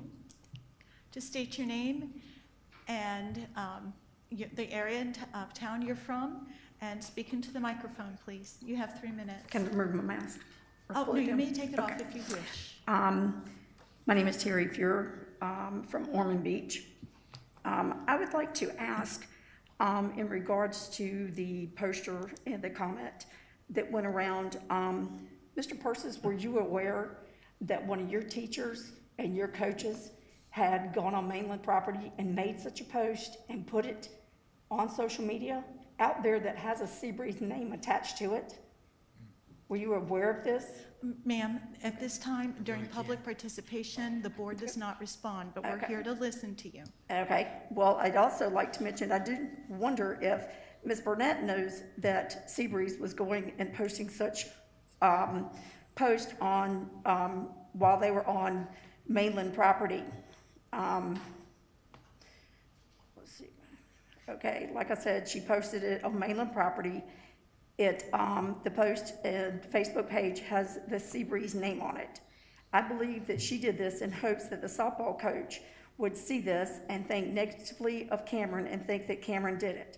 Rollins and Montgomery were both in attendance at that game. I can only assume that they had no problem with her conduct. Cameron brought to the attention regarding the AD, which is Montgomery, Mr. Miller, and Mr. Rollins, how she was being treated by Molo and was asked for help in the matter. Not only was it not received, her concerns were not even acknowledged and were ignored. Obviously, Cameron and myself are still being talked negatively about Molo to the current team, as they have been heard going around saying that I am trying to get Molo fired. Cameron and myself in no way wanted issues from Seabreeze to follow her over to Mainland. I feel that the athletic director, Mr. Montgomery, and Molo went out of their way to bring these issues to the attention of the athletic director and coaches at Mainland. Regarding some jerseys from last year, instead of Mr. Montgomery contacting me, stating that he thought they didn't have the jerseys, which they had, he went out of his way to contact the Mainland athletic director and asked the Mainland athletic director to contact me. Never once did he reach out to me via email, via phone, or anything before he brought Mainland into the issue, which I still believe is in the effort to get Mainland in the loop of the things that happened at Seabreeze. And I believe it was intentional. The requesting of statements, Molo gave a form to 4 prior players and asked them to give a statement, as my daughter said, of something that happened in a private meeting. I believe this was very unfair to these players. You give them a form and want to turn it back into you when you know that, She controls their playing time. Also, Thank do you. they have legal permission from their parents to do that? Thank you very much. We appreciate you and your daughter coming in to talk to us this evening. Thank you very much, Ms. Taffy. Cheryl Taffy, and then Carol Sawyer. Good evening. Good evening. Volusia County School Board, Superintendent, and parents. I addressed the school board this afternoon, late afternoon, mostly to let parents know about Florida's best-kept secret, the Hope Scholarship. Every parent must weigh heavily on the substance of the education that their children are receiving and be very alert as to the environment in which they are receiving it. For concerned and vigilant parents, the state of Florida has generously created the Hope Scholarship in order for those parents to take firm control of their children's educational environment when they deem necessary. This scholarship was created to protect our children from bullying in school. Bullying in the state of Florida means any kind of threat, intimidation, harassment, physical attack by other students, teachers, administrators, counselors, bus drivers, and even a contractor if they are on school property. This includes a bus stop. Bullying need not be defined simply as physical abuse. The abuse can be psychological as well. Our schools were never intended to be for political indoctrination. They were established to teach fundamentals that our children could use to develop their own ideas and opinions.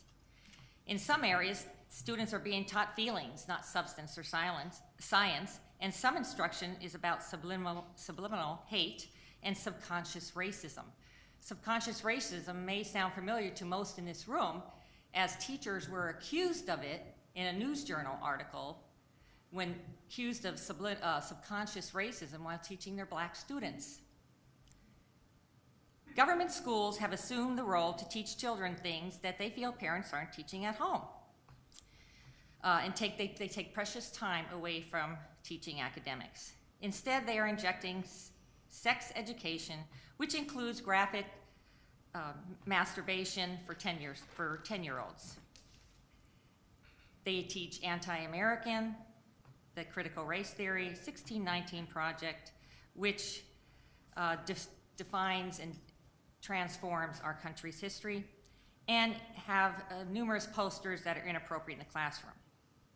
In fact, after the initial motion failed to have a designated week for LGBTQ health awareness here in Volusia County Schools, one of our very own teachers felt emboldened enough to show a video to students surrounding gender identity and fluidity. This all meets parents' definition of bullying, intimidation, or harassment. The Hope Scholarship empowers parents of bullied children to transfer to an alternative government school or to a qualified private school of their choosing. It provides an average of $7,000 to $8,000 per student per year to do so, and the award is not income-based and only requires that an applicant declare that their child had a qualifying incident in the school. The parents have absolute authority to determine what they believe to be the threat, intimidation, or harassment, and a parent only has to report the qualifying incident and complete the Hope Scholarship notification form. Thank you, Ms. Taffy. We really appreciate you coming to let us know. Thank you so much. Ms. Carol Sawyer.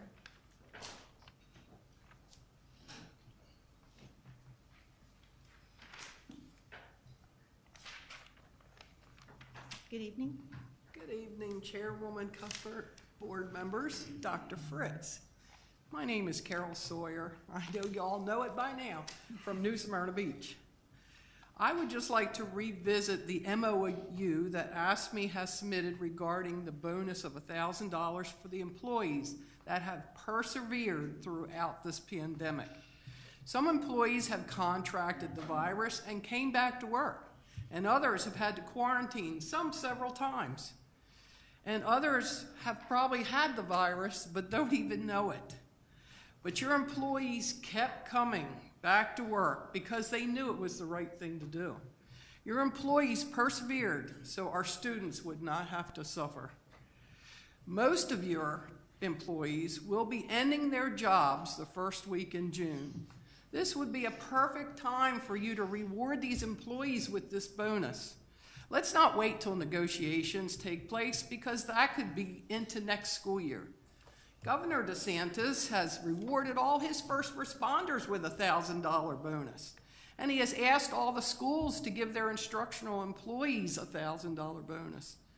Giving this $1,000 bonus to all your employees would be a nice way to send them off for the summer, to tell them that you appreciate the work throughout this pandemic and working through the entire school year. After all, isn't that what all the ESSER funds are for? Pandemic-related expenses. Thank you for listening. Thank you very much, Ms. Sawyer. Ms. Albert?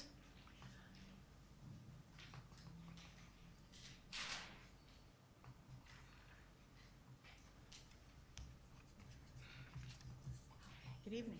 Good afternoon, Chairman Cuthbert, members of the board, Dr. Fritz, members of the audience. First, I'd like to say congratulations to Ms. Mahaney, Ms. Hazel, Mr. West, and all of the folks that are working so hard in HR to recruit new employees to our district. They're doing a great job. But I want to point out, as Dr. Fritz did, we don't have a recruitment problem. We have a retention problem. Who wouldn't want to come and work here if they met Christy and the gang? But what we know is we're not keeping our people here.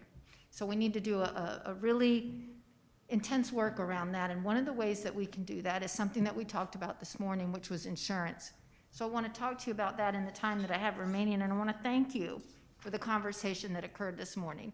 It was heartfelt, and I could tell it was genuine. And I will say, never before have we seen that the members of the committee were invited to address the board. And so, Dr. Fritz, thank you again for that. I'm curious about one thing that was mentioned, though, by the CFO of Florida Healthcare. He mentioned that there was a return in premiums of $702,000. That's nearly $750,000 that he said was returned to Volusia County Schools. Where's that money? Did you know that that came back? None of the committee members had any idea that that money was returned to us. It surprised every one of them. When was it received, and where did it go? Was it folded back into the insurance line item to help benefit the employees? Is it included in the financial update for March that we're getting ready to see later? I don't know. And I'll just say this. The sliding scale that was mentioned for our employees who are currently making poverty-level wages is a great idea, but it's a Band-Aid. It's a Band-Aid that's not going to fix the larger problem that we have, and that larger problem is the poverty-level wages that the largest employer in this county is paying to its employees. You're absolutely right. We can't compete with McDonald's and Target and Buc-ee's, and that's sad because it's choice. So let's not worry about creating a sliding scale mechanism to assist folks with their premiums. Let's fix the insurance problem that we have, and let's pay people a living wage, because a rising tide raises all boats. Thank you. Thank you very much, Ms. Albert. That concludes 5 o'clock certain time, and now we will hear from public participation based on the motion that is on the floor before the school board, and that concerns our face mask policy. Again, everyone is going to be, we ourselves do not respond, but we want to hear your concerns. There will be no clapping and no voices. We don't do it. We don't expect you to. And I will name the first person to come up to sit at the dais, welcome you, speak into the microphone. Everybody needs to hear you, not only here, but online as well.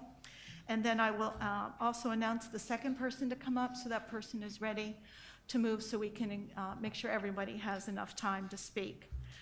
So first up is Carmen Ting, and second is Stephanie Walton.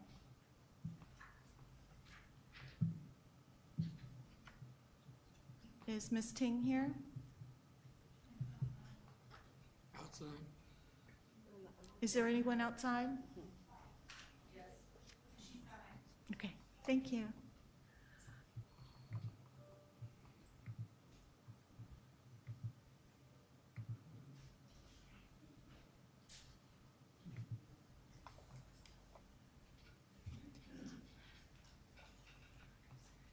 Hello, come on up, have a seat. Your children can have a seat as well.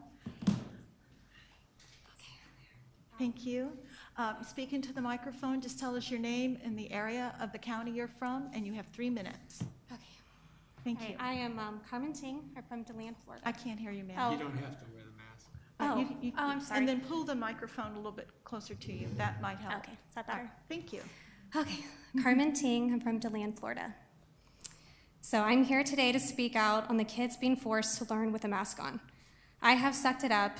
I have tried to be okay with my son learning a virus won't touch him if he puts on his mask in the hallways, to make sure that it's up to his eyeballs so he doesn't lose points on a card that rewards him with M&Ms at the end of the week.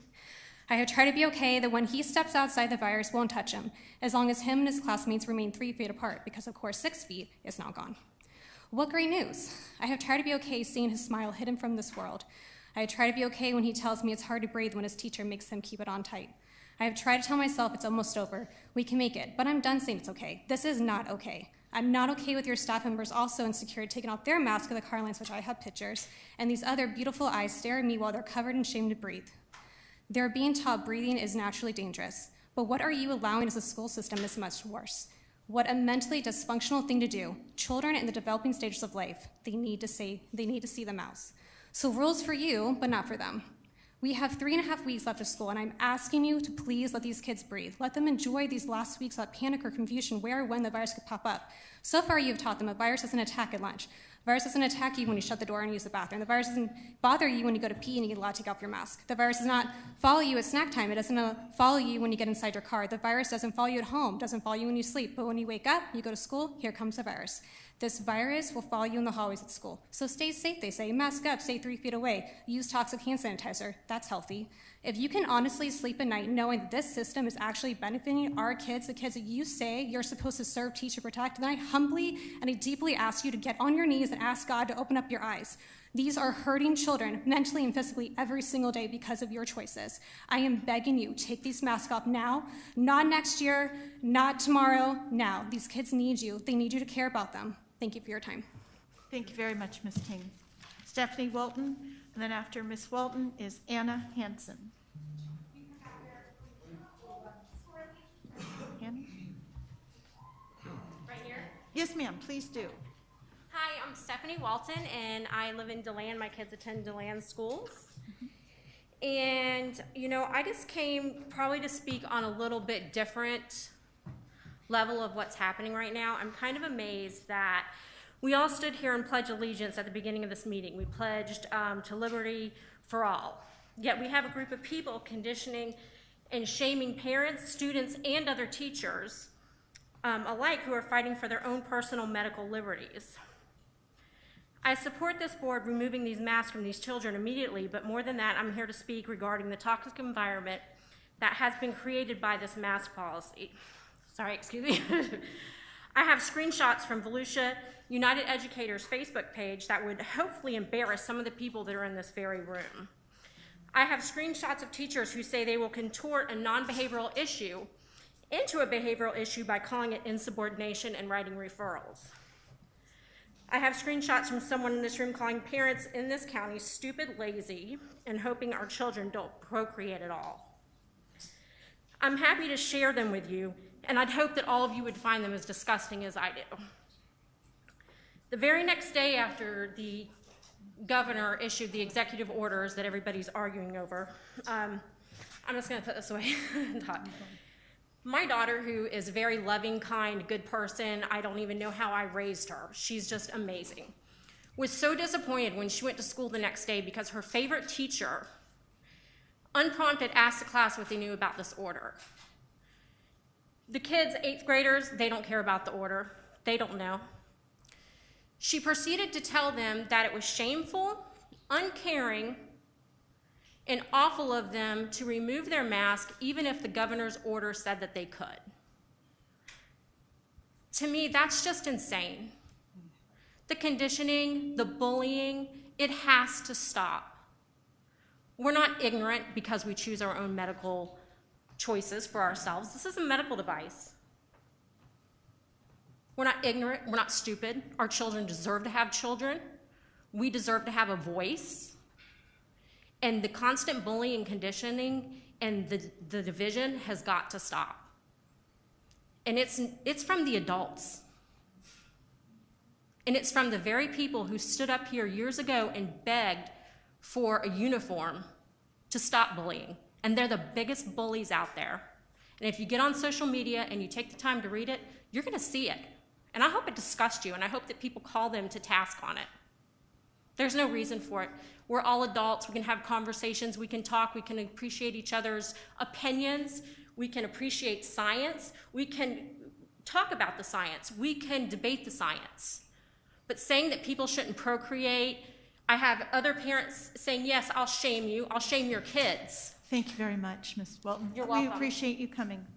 Ms. Anna Hannon, or Henson, and then after Anna is Lydia Sari. Good evening.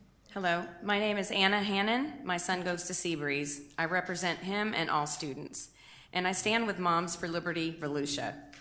Moms for Liberty is dedicated to upholding American values by unifying, educating, and empowering parents to defend their parental rights at all levels of government. We are parents, grandparents, and members of the community. We hold leaders accountable, spread awareness, oppose government overreach, promote liberty, engage on key issues. I am so disappointed in the motions and the discussion I've heard today. It is beyond confusing when it shouldn't have to be. The outcome was a new policy for liability. It is not about the kids.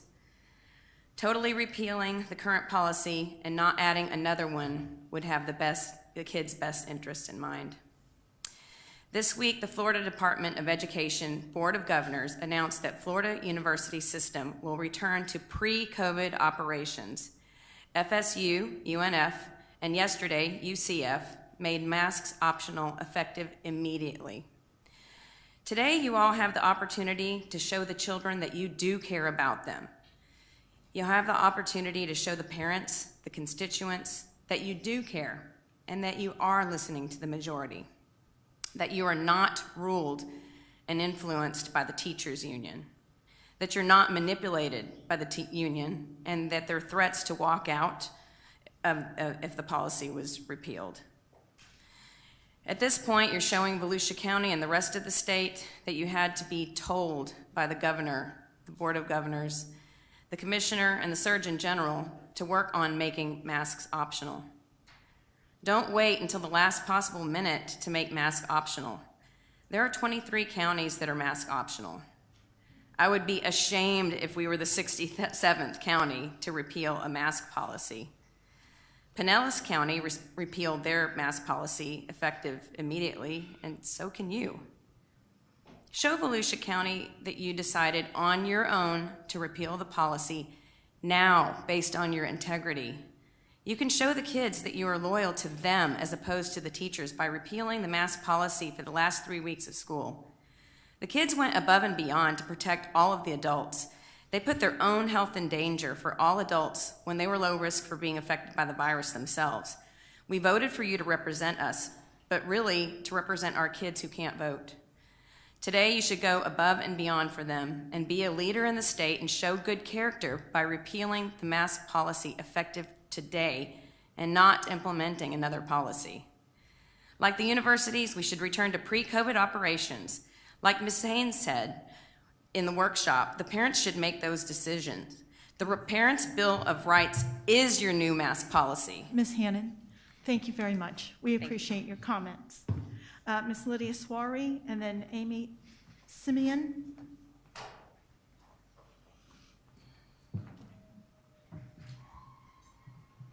Hi, sweetheart. Would you mind, can someone help her bring the microphone further to her so she can be heard?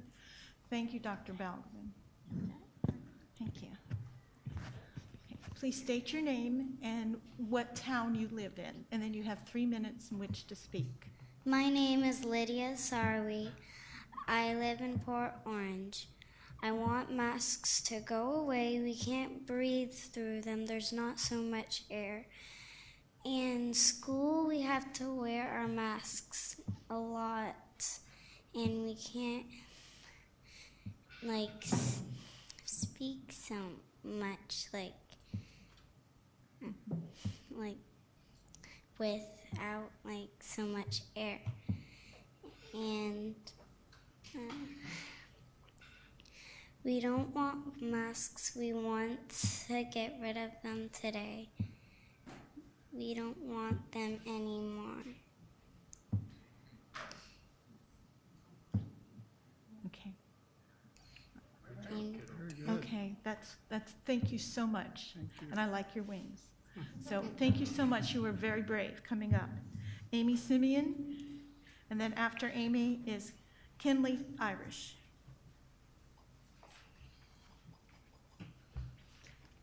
Good afternoon. You can adjust. Yes, thank you.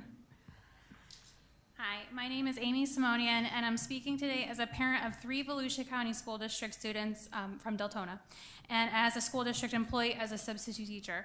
As a sub, it's extremely difficult to understand and hear children when you call on them in the classroom when they speak. The inside of their masks are brown and disgusting. When you give them a new one, they are too big for their faces. Kids, especially in the ESE rooms, leave them laying around. Kids chew on them. It's cruel to make the kids keep them on their faces all day. They don't wear them properly, rendering them ineffective anyways. When dropping off children to the cafeteria for lunch, the plastic dividers are unsanitary and absolutely disgusting. The children sit down and hang their masks up on the side of the divider. When they leave, the next class comes in and hangs their mask where the previous students just were, transferring germs to each other all day, every day. They also have hardened food on them that never gets cleaned. Would you like to sit in an unsanitary plastic divider in front of your face with food weeks old on it? I don't think you would. Teachers are not sitting behind plastic dividers in the teacher's lounge, neither should students. It sickens me as a parent to know my child is sitting every day in an unappetizing setting having to eat lunch. 2 of my children have to wear masks all day, and 1 only has to wear it in the hallway and away from his desk. He goes to a charter school. My 2 all-day masked children have been sick multiple times this year with very high fevers and heavy congestion. My 1 who gets breathing freedom at his desk has not been homesick once a year, so masks are not protecting our children from germs. I am worried you will place legal wording in your policy for next year to reinstate the mask mandate at any point for any reason. Parents want reassurance this will not be the case in the future going forward.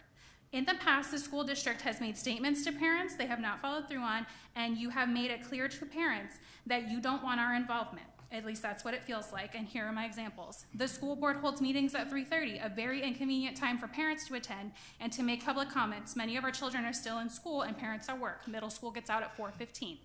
The school board asked parents to fill out a survey on new start and end times. They ended the survey before the deadline was advertised and then announced new times that were not even on the survey. The mask mandate was supposed to last 90 days as an emergency policy. 2 weeks last March has turned into 14 months. A few board meetings ago, opening up the playgrounds for recess was discussed and none have been opened. 3 times a week, my first grader gets recess, which consists of walking alone with no mask on or walking next to a friend with a mask on in 90+ degree heat. It is hot out now. That is not recess. That's cruel. And let's not forget the times that you board members have sat here during meetings, which we have pictures of, with no masks on. Please rescind the policy now, starting now. You are not above the governor. The emergency policy is covering now until July 1st when the bill goes into effect. You cannot cater to the teachers union anymore. You need to cater to the parents who elected you. We voted for you to speak for us and the children. Please do the right thing today. Thank you so much, ma'am. Kinley Irish, and then Janae Irish. Hello. Pull your chair in, and can you pull the microphone down? Okay, there you go. Just state your name and where you live. My name is Kinley Irish. I live in Port Orange, Florida. First, I'd like to say that I live in a free country for one reason, to have a right and to say what I wish to say. My right has been taken away by people that don't even know me, telling me to put on a mask. I am not liking the mask. You go to the grocery store, you touch something, and then you decide to put it back. No one wipes it down. When you go to school and you touch something, all of a sudden, like a bunch of people come wiping it down. It does not make any sense. Also, kids have been breathing in carbon dioxide. It's a gas that no one should have to breathe in. We have been breathing in half the carbon dioxide of our fresh air. That's what the mask can do. I've seen pictures of masks that have been swapped. Germs can get on them like crazy. They're not protecting us. They're giving us more germs. You cough in your mask, and germs just stay there all day. We've been wearing them 7 hours a day. When it gets hot outside and we're wearing the mask, that it's not cool. All of us kids should not have to suffer from wearing a mask that people that don't even know us. The governor and Surgeon General said that we are no longer supposed to be wearing the masks. They are now optional, but we are still wearing them by people that don't even know us. It is so unfair to all these kids that had to suffer at school for wearing them. We should not have to wear something that we do not want to wear. You people are not our parents. Our parents tell us what we want to wear. They are in charge of us, not the school board. We should have a right to say what we want to do. Our rights have been taken away by people that don't even know us. Thank you for your time. Thank you very much. Excuse me. Be careful. Be careful. Thank you very much, Miss Irish. Janae Irish, and then Tim Movey. That's my daughter. She's amazing. My name is Janae Irish, and my children are 5 and 7, and they attend school in Port Orange. Board members, please remove the mandatory mask policy today. The governor's executive order and the Florida Surgeon General's rescinding masks should be enough for the board to change the policy to optional. Parents should have the right to decide what is best for their child, not the school board. Please unmask the children. Please allow the children and teachers to see each other's smiling faces. The masks are dirty. They are not wearing them properly. The World Health Organization does not even recommend masks for children. The CDC recommends things it does not mandate. Please unmask the children. Thank you very much, Ms. Irish. I think it's Tim Movey, and then Phyllis Strassenberg. I apologize if I mispronounced your name, sir. Mooney. Mooney, okay, thank you. Good afternoon, board members. Good afternoon. My name is Tim Mooney from Deltona. I'm going to read you something from the Nuremberg trials. Mr. Hannon-Goring, how do you convince the German people to accept all this? He replied, it was easy and has nothing to do with Nazism. The only thing a government needs to turn people into slaves is fear. If you can find something to scare them, you can make them do anything you want. Well, folks, the time for the fear-mongering and propaganda crap has come to an end. Sir, please. Even though the mainstream Sir, your language. media has tried to silence the people and the scientists with their censoring and fact-checkers. The COVID-19 virus came to the world from the labs in Wuhan, China, with the help of mad scientists. Several of these scientists are now under the microscopes themselves. They have told us to mask up and stay apart and shut down our schools for a common virus called the common cold. It was altered by means of gain of function. This worked for them for a while until we figured out the virus and who was the target of the virus. This virus was a biological attack on the whole world. The virus is easily controlled and no danger to 99.98% of the population of the United States. Strange how the flu viruses are nil. But yet today, school boards across the country have been pushing the mask-wearing mandate to the max.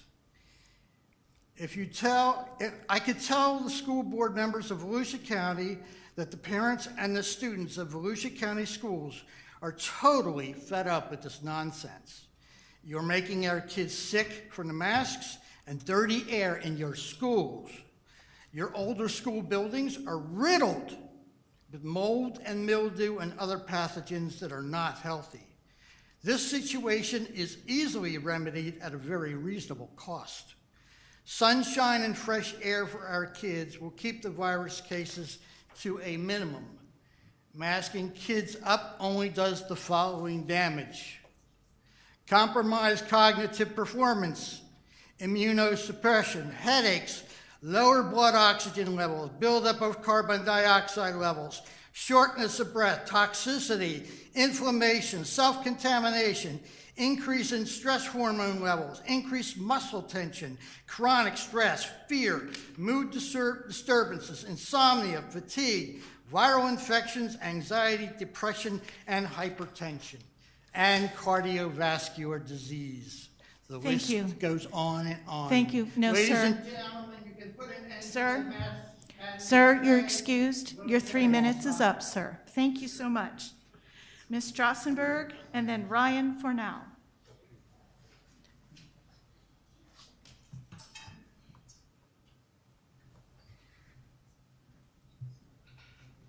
Good evening. My name is Phyllis Stauffenberg. Thank you. I apologize for mispronouncing your name. It doesn't get much more German than Stauffenberg. And I'm from DeLand. I'm here on behalf of my grandchildren. My apologies for my son and my daughter-in-law, who are professionals and have to work today.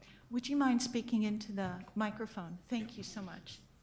I guess it's very simple for me. I don't have a big, long dialogue. I can only say, you heard our next generation speak, and they spoke loudly, and they spoke emphatically, and they spoke very articulately.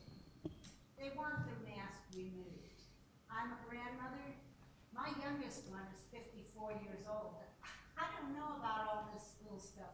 I do know you have one member on your board that home teaches and yet says he does research. The only way you can do research is if you put masks on your children 7 hours a day, 5 days a week throughout the whole school year to see the impact it has on our children. My grandson, my youngest one, has asthma.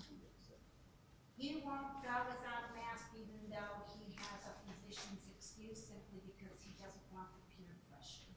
It's understandable. He wants to be like the other children and be accepted with the other children. Remove the mask. Listen to the next generation. They are very wise coming up. Thank you for your time. Thank you for yours, ma'am. Ryan Fornell, and then Sean Smith.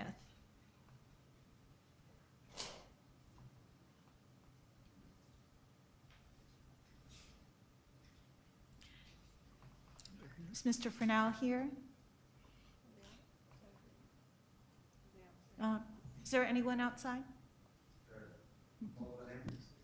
Fornell?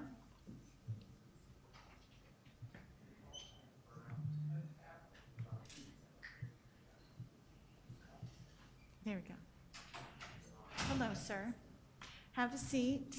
I'll make sure you speak into the microphone. Tell us your name and the area of the county from which you're from. Most certainly.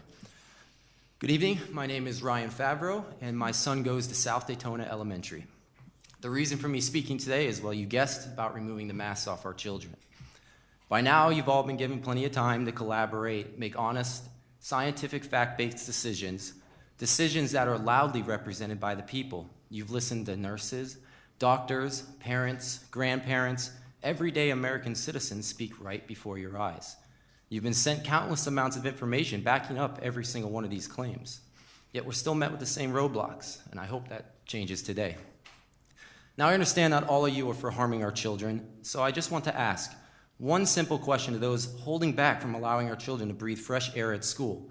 For those that still think strapping a piece of fabric to a child's face is actually a good idea, even after knowing children can even get or transmit COVID. So who are you protecting, and what are you so scared of? From this side of the table, from the view of the majority, from the view of the people who've been out working, never allowed to quarantine because our jobs were a necessity, unable to be done virtual, being on the front lines during this entire pandemic, it seems you're protecting your own self-interest, protecting your own emotions and feelings instead of protecting those who elected you. Don't forget, not long ago, you were so happy to call all of these people heroes during the pandemic. If you're curious, this is the moment that will make or break your re-election. Make no mistake, how you handle this important situation will define your career. I am well aware of the idea to make masks optional next year. So let me ask you this. If we live in a free country, the United States of America, land of the free, then masks were always optional. Hence the CDC's recommendation, not mandate. This is just another overstep to keep control. We do not need another piece of paper to define this basic freedom that we already enjoy everywhere else we walk besides in our own school. I am telling you, you must rescind this ridiculous policy today. It helps no one. Right now, the entire world is looking to Florida for leadership. It's your chance to make your mark in history and give everyone a reason to be proud of our elected leaders again. Thank you, and God bless. Thank you very much, sir. Sean Smith, and then Crystal McClure.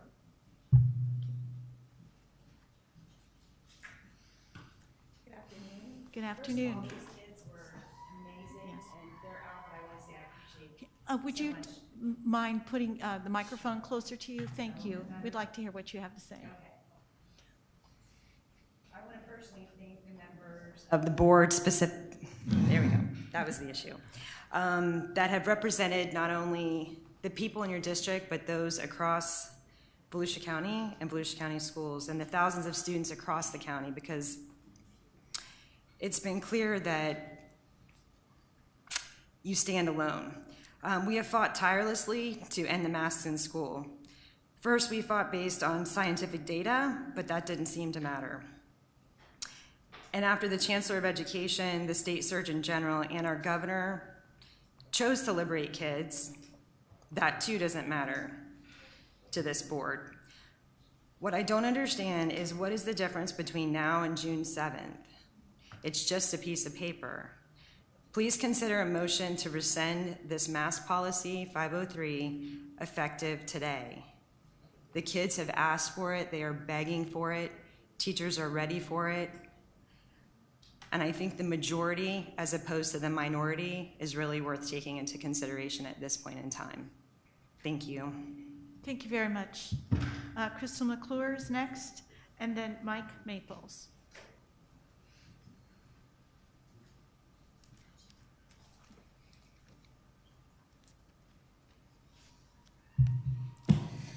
Hi, my name is Crystal, and my kids go to DeLand area schools. Today, I listened to your workshop meeting, and I was heartbroken. Ms. Haynes mentioned some problems with some kids having asthma attacks after gym. That was my child. No one called 911. That was my child.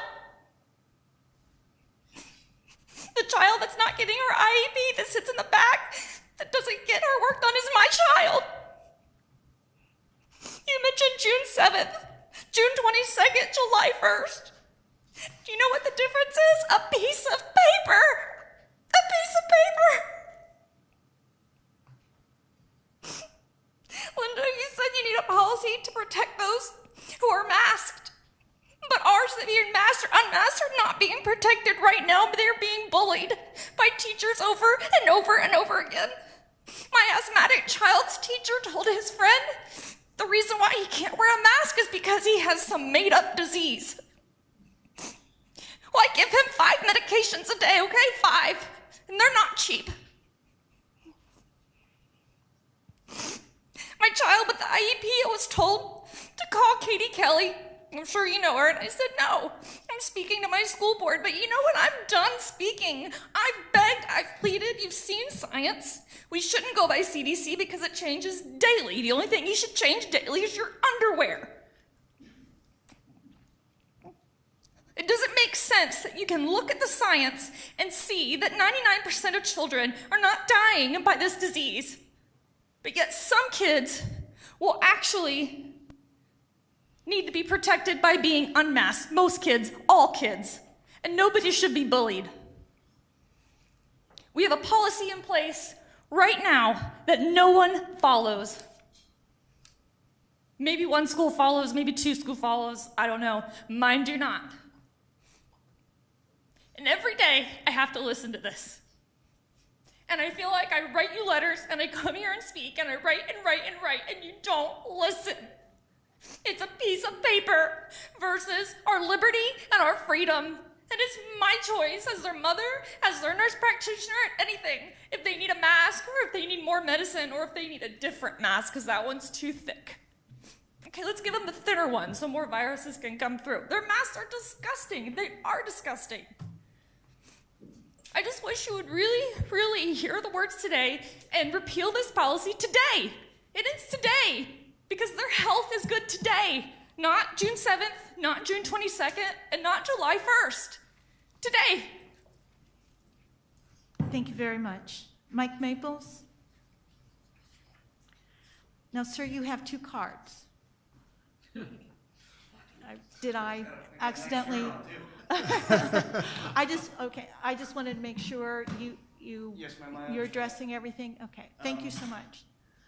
My name is Mike Maples. Thank you. And I live here in DeLeon Springs. I'm coming to you, approaching you from a little bit of a different angle.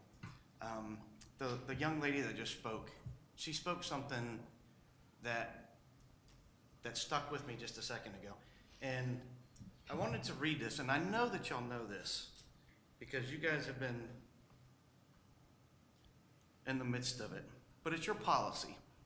And it says, pursuant to the authority of the school board under Article 9, Section 4 of the Florida Constitution, face coverings must be worn by all students, employees, visitors, vendors, or other persons while in or on school board property where social distancing guidelines from Center of Disease Control and Prevention cannot be maintained. I want to read to you something else that was sent out by multiple of your athletic directors throughout the county. And it is the protocols for athletics. Masks are required to enter the complex. Mind you, this is outside.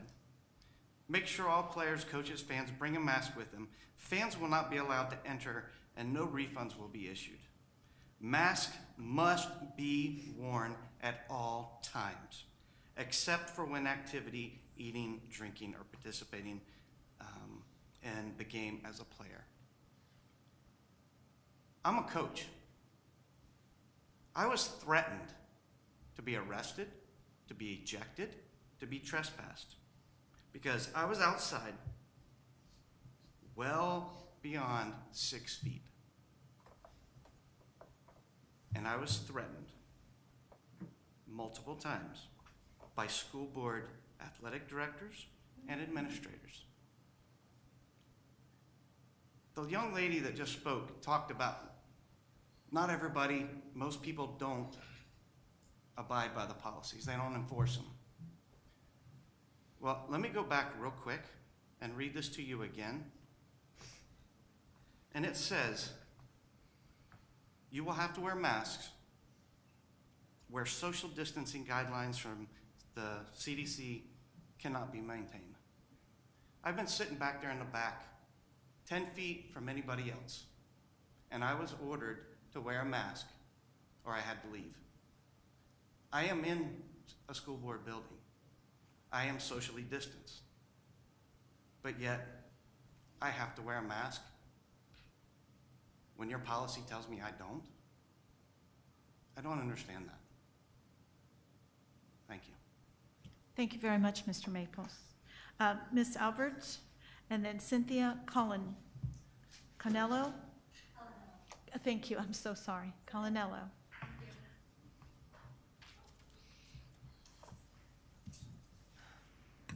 Good afternoon, Chairman Cuthbert, board members, Dr. Fritz, members of the audience. So someone a whole lot smarter than me said this one time, kind word turneth away wrath. So I'm going to kindly ask all of you to show me where the Volusia United educators have ever stated that we would walk out if this mask policy was revealed. We've never said that, and I believe you know that. But what I would say to you in this moment in time is I believe I understand the intent of what was discussed earlier and what is now on the floor as a motion with the second. I get it, and I understand people are weary, but I would ask you to consider your timeline. I know that you're talking about June 7th, but your instructional employees, they work until the 8th. They have 2 days of post-planning. I don't know if that will make a difference to you. We also have some 11-month employees that potentially be affected by this decision as well. But I would leave you with this. There's power in giving people choice. And so I simply ask you to consider giving people the opportunity to choose. I think that's resonated through a variety of speakers tonight. Choice is powerful. And I think that in this moment in time, people deserve the ability to make their own choices. So I'd ask you to consider that. Thank you. Thank you very much, Ms. Albert. Cynthia Colanello.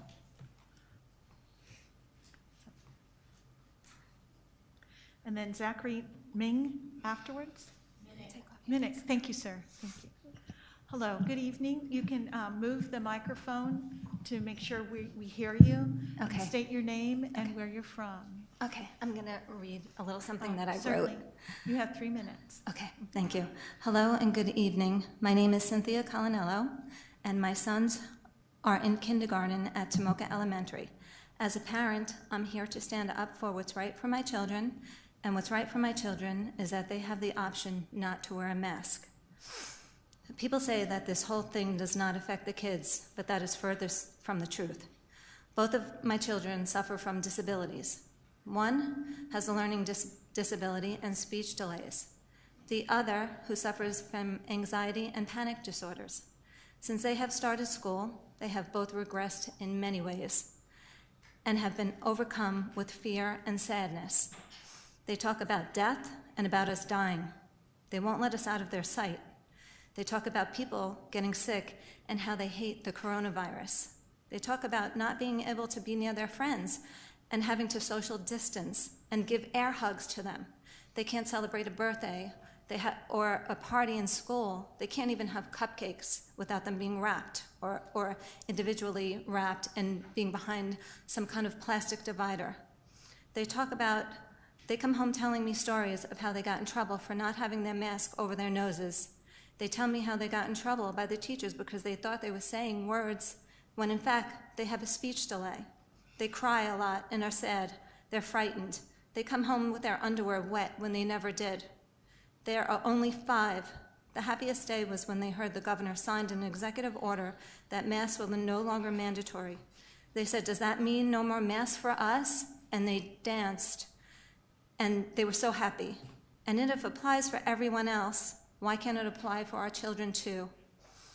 Everyone says that the children don't suffer, but little do they know that they're suffering extremely. We are asking that the mask be optional, not in 2 days or 2 weeks or 2 months, but tomorrow. Kids don't want masks, they want to be free. They want to be kids. They want to laugh. They want to see that each other lost their tooth and count how many are missing. Children are not super spreaders, and the science proves it. They just want to be like everybody else.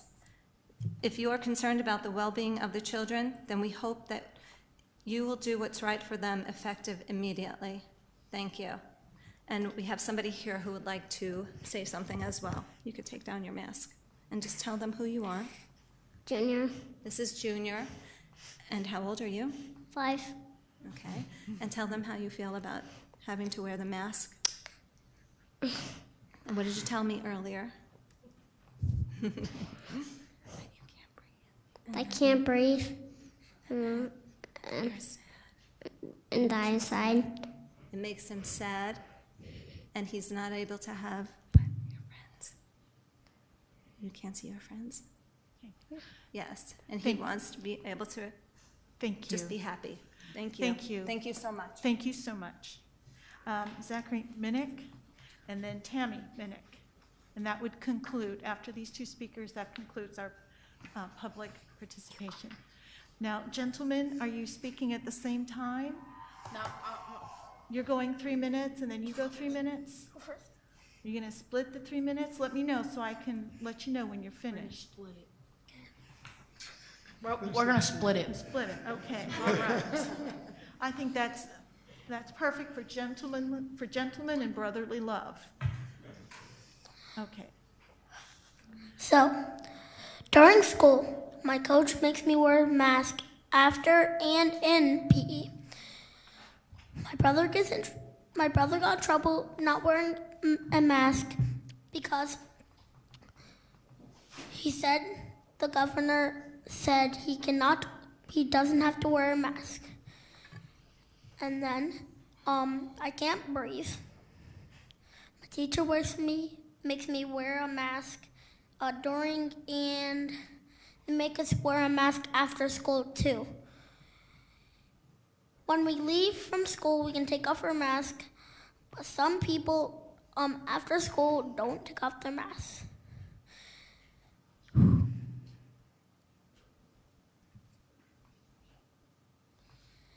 Masks are optional.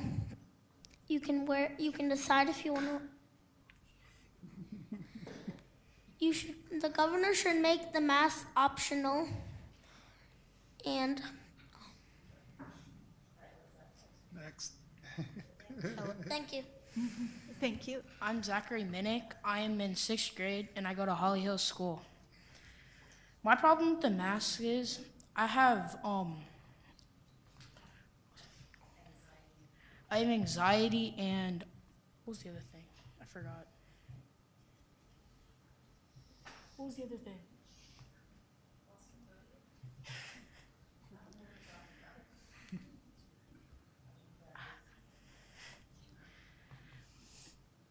Just tell us how you feel. I feel like I can't breathe. Like I come home and I'm tired, I'm exhausted. And it's overwhelming of how long I have to wear the mask every single day for 7 hours or more.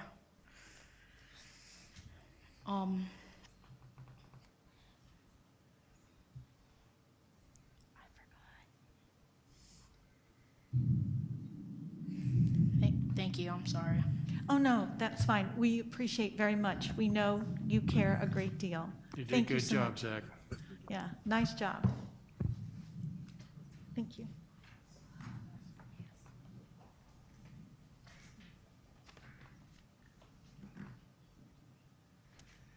My name is Tammy Minnick. I am the parent of those lovely boys that just talked to you, and we attend Holly Hill School. I was here at the last board meeting and spoke asking that the mask be made optional, and I appreciate your consideration and even your likelihood to do so. I'm here tonight because I want it to be right now. I don't want it to be July 1st. I printed out your mask policy and I looked up Article 9, Section 4 of the Florida Constitution, and that basically gives you the ability to be a school board. Further in your mask policy, you mentioned that your legal authority comes from Section 1001.32. I looked that up and read it as well. That essentially gives you the management, control, operation, administration, and supervision of schools. Doesn't say anything about masks. The next legal authority that you list is 1001.41.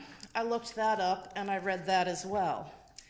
That just talks about the general powers of the school district. It says that you essentially have the ability given to you by the state of Florida to make rules for school. The next thing that you mention is 1001.42. That talks about the powers and duties of district school board. It's 9 pages long. No place in there does it say that you don't have the power to rescind a policy immediately. The next thing that you mention is 1001.43 of the Florida statute. That talks about your supplemental powers and duties of the district school board. Again, nothing in there saying that you have the authority to mandate the masks any further. Later in your mask policy, it talks about the laws that have been implemented. I've read all of them as well, folks. I read regulations, that's my job. Nothing in here says that you don't have the ability to rescind the policy immediately. Everybody here is asking for the policy to be rescinded immediately. One of the other things it mentions is the Florida Constitution. So I looked that up and I read that as well. In the Florida Constitution, it gives political power. It says all political power is inherent in the people. That would be us, folks. The next section, Section 2 of that same Constitution, defines our basic rights. It says that we are all equal before law and have unalienable rights, among which is the right to enjoy and defend life and liberty. Depriving our children of oxygen does not give us life or liberty. Thank you very much. We appreciate you coming. Next up is Allie Vanderhoot, and then after that is Victoria Krabby. So we have 4 more. Good evening. Good evening. Thank you very much for your time. I really appreciate it. I'm going to keep this very short. My name is Allie Vandervoort. I have 2 children at Pathways Elementary School. Go Pathways Patriots. I'm a registered nurse at SMA Healthcare. It used to be known as Stuart Marchman. We're a crisis and recovery center for those struggling with addiction and psychiatric disorders. We're a nonprofit with multiple locations, and we receive most of our funding directly from the state. Following guidance from the state last week, I showed up for my 7 p.m. shift last night, and we were told that we are no longer screening for COVID and that masks are optional, effective immediately, whether staff is vaccinated or not. And I believe that if they are becoming optional for healthcare workers, that they should also be optional for our children and the staff in our school. So I'm asking you, please give our children and Volusia County School staff a choice, and please make masks optional, effective immediately. Thank you so much for your time. Thank you very much. We appreciate it. Victoria Krabby, and then I think it's Julia Smith. And then the last one will be Elizabeth Athenhall. Good evening. Hi there. I'm kind of ashamed this is my first school board meeting. That's okay. First time I've ever spoke, but I feel like it's extremely necessary right now because I'm completely fed up with the rules with the mask policy. I have taught my daughter from day one to listen to their authority, to respect their teachers, to respect their elders, and that's what she does. She follows the rules. She has done everything you've asked of her. She's put on her mask, she's sat behind the plexiglass, she's social distanced from kids. She needed to go back to school, and while I was so grateful that she was able to go back to school in person, at this point, it's kind of breaking her. And every night I go to bed and I'm worried about her mental health. And while you're putting all these rules on our kids, you're not taking into consideration what it's doing to them mentally. There are so many kids in counseling right now because they can't handle it. You put masks on them. You did so much and put this fear into them where that's all they think about.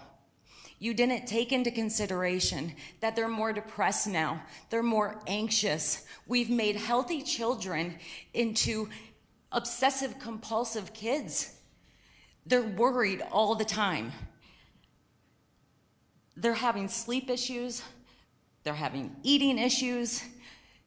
I just can't take it anymore. And I don't understand what the holdup is. If there's no mask mandate in Florida, why are you holding on to this? It doesn't make any sense. I don't have to wear a mask when I go out. Why are you forcing my child to? You're holding on to this few weeks. Just end it. There's no need for you to continue it. It's killing our kids mentally. And it's killing me. I go to bed and I worry about her, and I want you to think about that. It's breaking them. Thank you. Ma'am, for the record, could you state your name and the area of town I'm you're sorry, from? my name is Vicki. My daughter goes to Ormond Beach, Seabreeze High School. Mm-hmm. Okay. And I feel so bad for the little ones. I have a teenager. I couldn't imagine having a little one in this. Okay. Thank you very much, ma'am. Julia Smith, and then Elizabeth Althea Hall. Hello, I'm Jessica Smith. Sorry about my bad handwriting. Thank you. That's okay. I apologize. I'm from the Samsula Osteen area, where I recently graduated from a Daytona Beach high school where my brother still attends. I'm only 19 years old, and about 2 months ago, I tested positive for COVID-19 after attending a work event. And frankly, it's one of the most debilitating and worst things that I've been through thus far. I cannot stress that enough. Before testing positive for 2 days, I had a low-grade fever. And then 7 days after that, the fever still did not stop. I've been continuously fatigued where I can easily sleep 15 to 20 hours a night. I can't go play tennis with my friends anymore. I had to get extensions on my classes due to continued brain fog and issues with my cognitive ability post-COVID-19. I've had a lot taken away from me from catching COVID-19 while trying to still remain safe, and I can't stress enough just how the risk versus reward of making masks optional is just something that we really need to weigh heavily.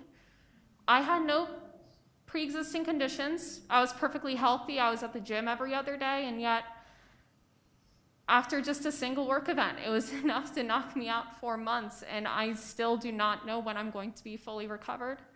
And I don't want any kid or family to go through what my family's gone through. Seeing my mom cry because I can't carry on a conversation due to the brain fog that I have, it's just too much for them to handle, and I just can't stress enough how we really need to reconsider the idea of making masks optional. And I understand the mental toll that it takes to just keep coronavirus in the back of our minds, but the mental toll that myself and my family has had, just given the fact that as a young person catching COVID was just so debilitating, it was not worth it. I was safe as I could be around my coworkers, and yet I still got it.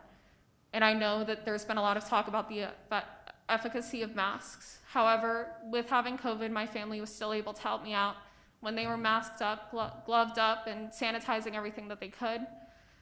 I just ask that in Volusia County we reconsider the idea of making masks optional to keep other kids safe, to keep my younger brother safe, to keep my friends who are still in the high school system safe. It's just a matter of empathy for me, and I would just like everybody to consider that. Thank you. Thank you very much. We wish you well. Thank you. And Elizabeth.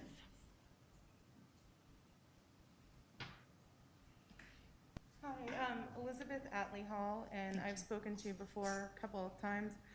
I have 3 kids that are in the school system right now, and I've been schooling them at home, and I don't like masks just as much as anybody else, and honestly, I kept them home because I didn't want them to have to wear masks this year, and I wanted to maintain their safety.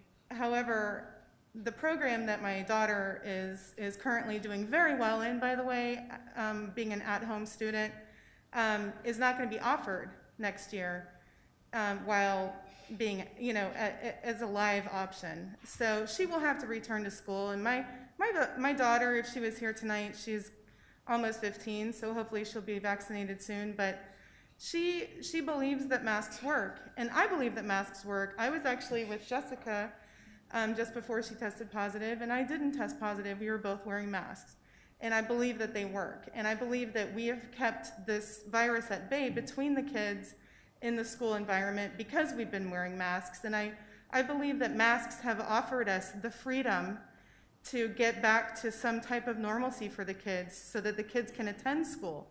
If we didn't have the masks to begin with, I believe that we may still be at home. I mean, we said we're going to offer this safety protocol, which included masks and distancing, and everybody went back to school, despite some opposition to that. And I believe that we need to follow what the CDC guidelines say and the science in this instance, because we don't know what's going to happen for people that are exposed to the virus repeatedly. Like Jessica got it one time. What's going to happen if she gets it again? And we don't know that. None of us know that. But what we do know is that masks actually do provide some protection. And I believe that until our children are able to be vaccinated, just like we are as adults, I believe that we need to continue to protect them until they can get a vaccine. In September, October, I'm hearing that kids will be able to be vaccinated. I believe that that would be a good time to make masks optional. And I mean, I feel like it would be wrong as a state and a local government to just say, well, our kids, we can do optional masks. So we're all really tired of masks, and everybody's sad, at having masks. But I believe that they have helped us to get through this pandemic up until this time. And I just can't even believe that we're not willing to protect our children, you know?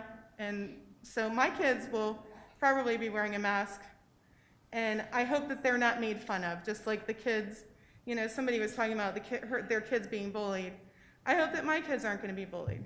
Thank you very for wearing much. one. We appreciate your view. That concludes public participation. Does anybody need a 5-minute break? Sure. Can we break for 5 minutes before we come back? And I'll hold you to the 5 minutes.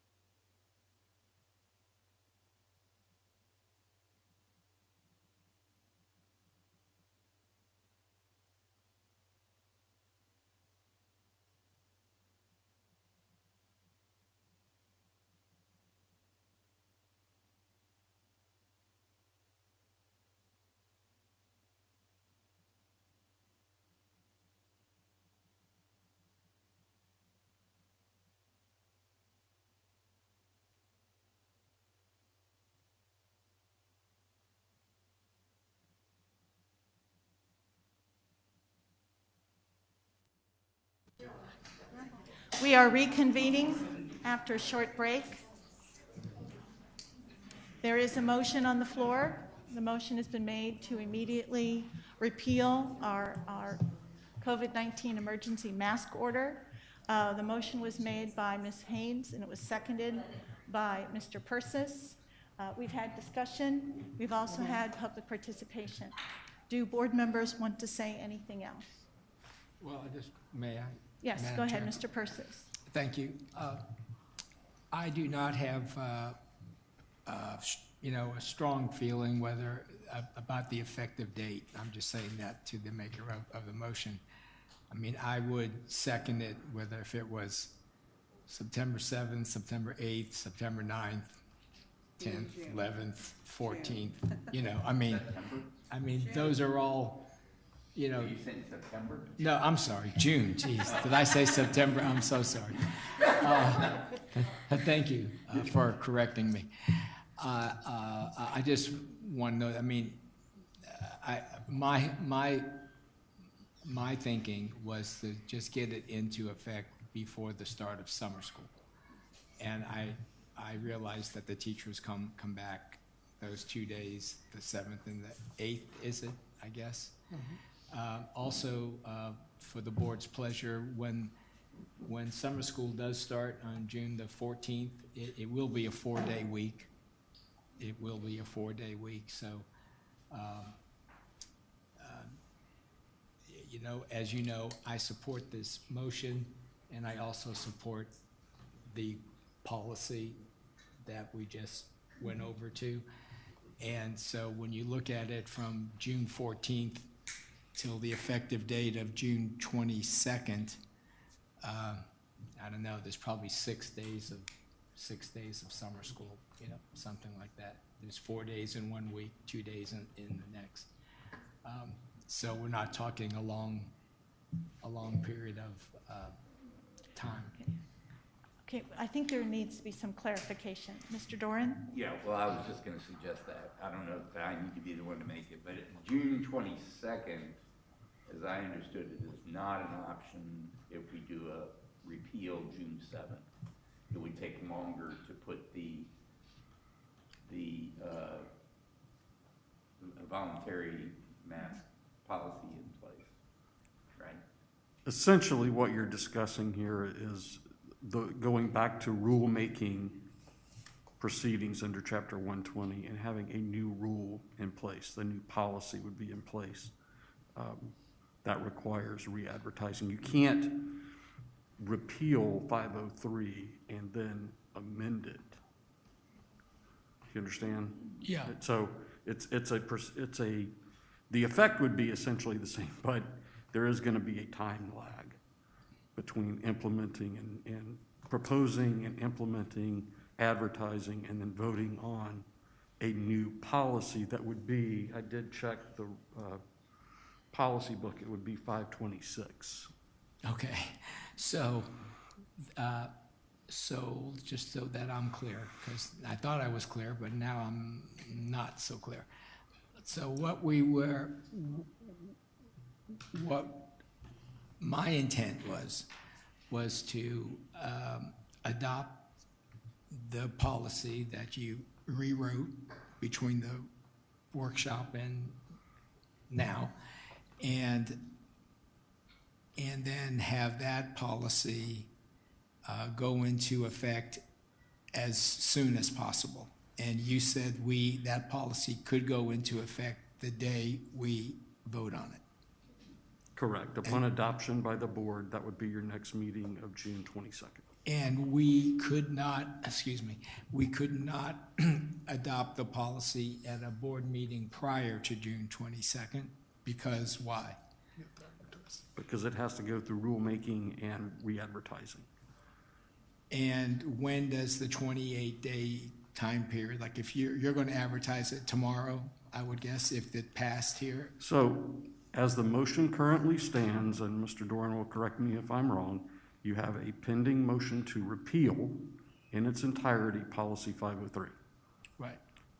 Therefore, there would not be anything to be amended that you could do through the currently So tonight, if you look at item 1903, the recommendation of the superintendent is that you advertise an amendment to policy 503. If Right. you repeal 503, I can't advertise I understand. 503. I I understand. would have So to have a new I rule. wasn't clear with my question. Let's suppose we do not repeal, okay? When is the earliest the board could take action?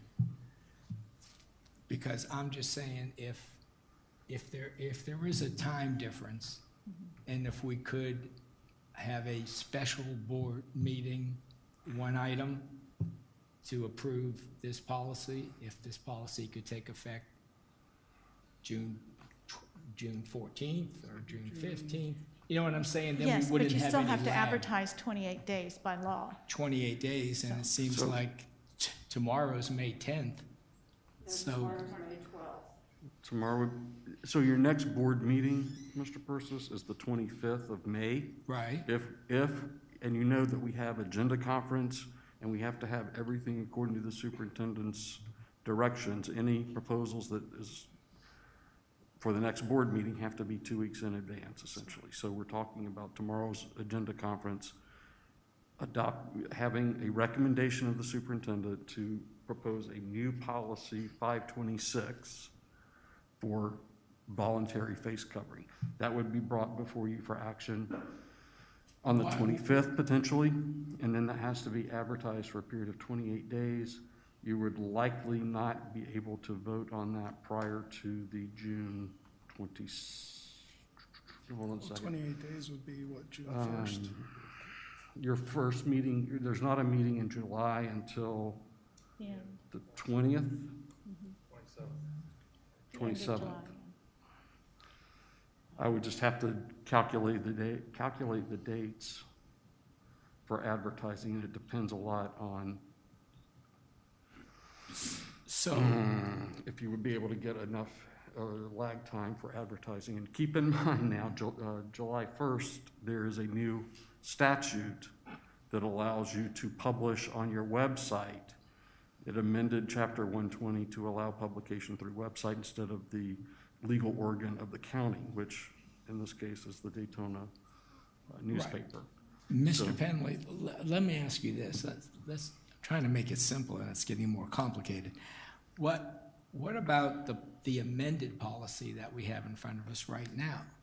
Whatever it is, 503. What happened to that one? 513. When Why couldn't we advertise if the board approved the new language and we didn't repeal what we currently have? What stops us from advertising that policy, 503, as an amended? Nothing. That is the recommendation that's the superintendent's recommendation. However, you have a motion on the floor that repeals it. Let's stick with that one. Let's say we're going with 503. When couldn't you advertise that one starting tomorrow? Tomorrow is probably a tight, we don't control the deadlines for advertising from the newspapers, but typically we're able to get it in on a Thursday, so the 13th would be the most likely publication. So if you count 28 days from May 13th, right? There is no problem with advertising for 28 days the proposed amendments that you have before you concerning 503. I understand. What I'm just trying to ask that would be June 10th. is when June is 10th. the date? The 28th, you want to know the 28th day after that? That's all I'm trying to get at. What? If it advertises starting June 13th. Well, he said June 14th, May 14th. Advertising on May 13th. June 9th is your 28th day. So the 10th. We are not in town on the 9th, the 10th, and the 11th. 3 of us. And when is the next school board meeting after June? Not till June 22nd. All right, That's so June 4 days. 22nd is when you would have it in place. Okay, or we could have a special board meeting June 15th or 14th. June 14th, June 14th. because we're all back in town on June 14th, which happens to be the first day of summer school. So we could adopt the policy on June 14th, effective June 14th. And that would achieve the goal of having mask optional for summer school. And I mean, I think that's the way to go. Okay. And that avoids all this lag time. And Well, what happened was we've discussed it in a board meeting, we discussed it earlier. I read the chronological order, so we've talked about this 3 previous times. So, and we had Mr. Penley amend a few things from the workshop this morning, and that's what was brought forward for us to vote on. It's recommended by the superintendent. And when I asked for a motion on that policy, which, and she has every right to do so, Ms. Haynes, Right. in her constitutional right as a representative, put a different motion on Yeah. the, on. And Madam Chair, Yeah. if, now that I understand. You have the that- second, you can pull it. That there's a possibility that we could have a special school board meeting June 14th, right? Yeah, I just would want to make sure that we meet those dates for advertising. Correct. And we can, as long as we do it 2 weeks, or at least a week in advance, correct? We have to notify a board meeting at least a week, 7 days in advance. As long as we have that time, we can have always that. Yeah, decide that. we would have that time. We can decide that at our Okay. next meeting. Okay, so then what I will do, I will withdraw my second of the motion to repeal immediately, or June 7th, whatever the date was, Jamie, I forget, so that we can move forward with adopting policy 503 and, move forward with that. So I withdraw my second. Okay, Mr. Doran? All right, so he's withdrawn a second, but there's still a motion pending. There's Someone still a else may motion. want a second. That's what I was gonna do. Yes, okay. Okay. Mrs. Haynes has brought forward a motion at the dais to immediately repeal our policy 503 that we have in place right now. Okay, there was. Effective June 7th. Effective June 7th, yes. So it's not immediate. It's not immediate. Not immediate, so effective June 7th. I apologize, thank you. Mr. Persis made a second, however, he's now rescinded that. Does someone else, either Ms. Burnett or Mr. Cologne, wish to second Ms. Haynes' motion? I think we're doing the same thing. Well, no, we're addressing her Right, motion. Right, but the outcome is the same, so. But we have to follow the Procedurally, legality we of it. have to follow. She has a motion. Yes. The question is, does someone want to second the motion? If there is no second, it will die for lack of a second. And then we there go. can be a new motion. And then we go back to what's. Well, you can, whatever. On the Whoever, agenda. Yes, there can be a new motion. Can we discuss what this new motion's gonna be? Yeah. Well, what's before is to adopt the 503 amended policy that we have before us. Yeah, what's on the agenda. Yes. I think, and he gave us copies? We all received a copy at our dais? Which would, if you followed that direction, where give or take a day, if you had a special meeting, say June 14th, just for discussion purposes, 15th, whatever, on that date, you would terminate the mask mandate and replace it with the language that's in the amendment, which makes it optional. The policy amendment is also on the attachment on the board docs, 19.03. You just click on the attachment. I mean, to put it in short terms, if, as Mr. Persis is pointing out, either you go with an immediate termination, by definition being June 7th, or you just follow through the superintendent's recommendation, which he is only recommending because you've asked him to come forward with something. But if we follow through with what we've got on the agenda, instead of June 7th, the mandate would terminate on whatever date we hold a special election, which could be as early as potentially June 14th. So it'd be a week difference. And when does summer school start? June 14th. June 14th. So whether we ended it on June 7th or June 14th, the students Would not have to are worry. not impacted in that time. Same thing. This assumes, of course, that you do all agree to have a special meeting on the 14th or 15th or whatever other date, because the next time you'll all be together is, from what I'm hearing, June 22nd. Correct. Which would be the normal progression of things, and then you would address the policy. But if you can accelerate that, of course. I don't mind if it's the board's pleasure to recommend to the superintendent to have a special meeting. So, Madam Chair, are you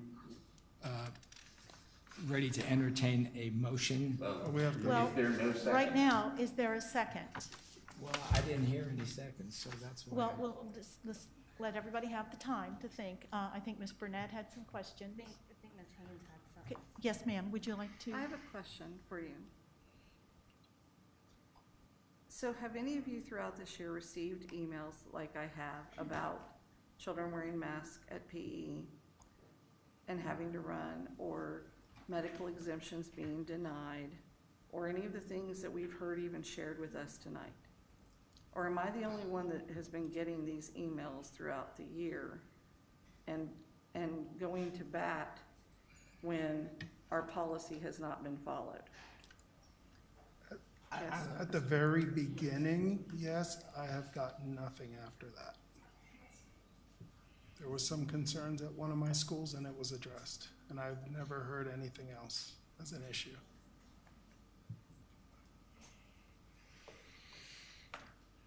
In fact, our ESE classrooms and areas that have the autism programs have been more so aligned with protecting the adults, knowing that the children cannot, because of sensory issues, et cetera, wear the mask. So, they've been very sensitive to that, and the adults have protected themselves, but not since the beginning, since we really had to clarify that and have some of those crucial conversations.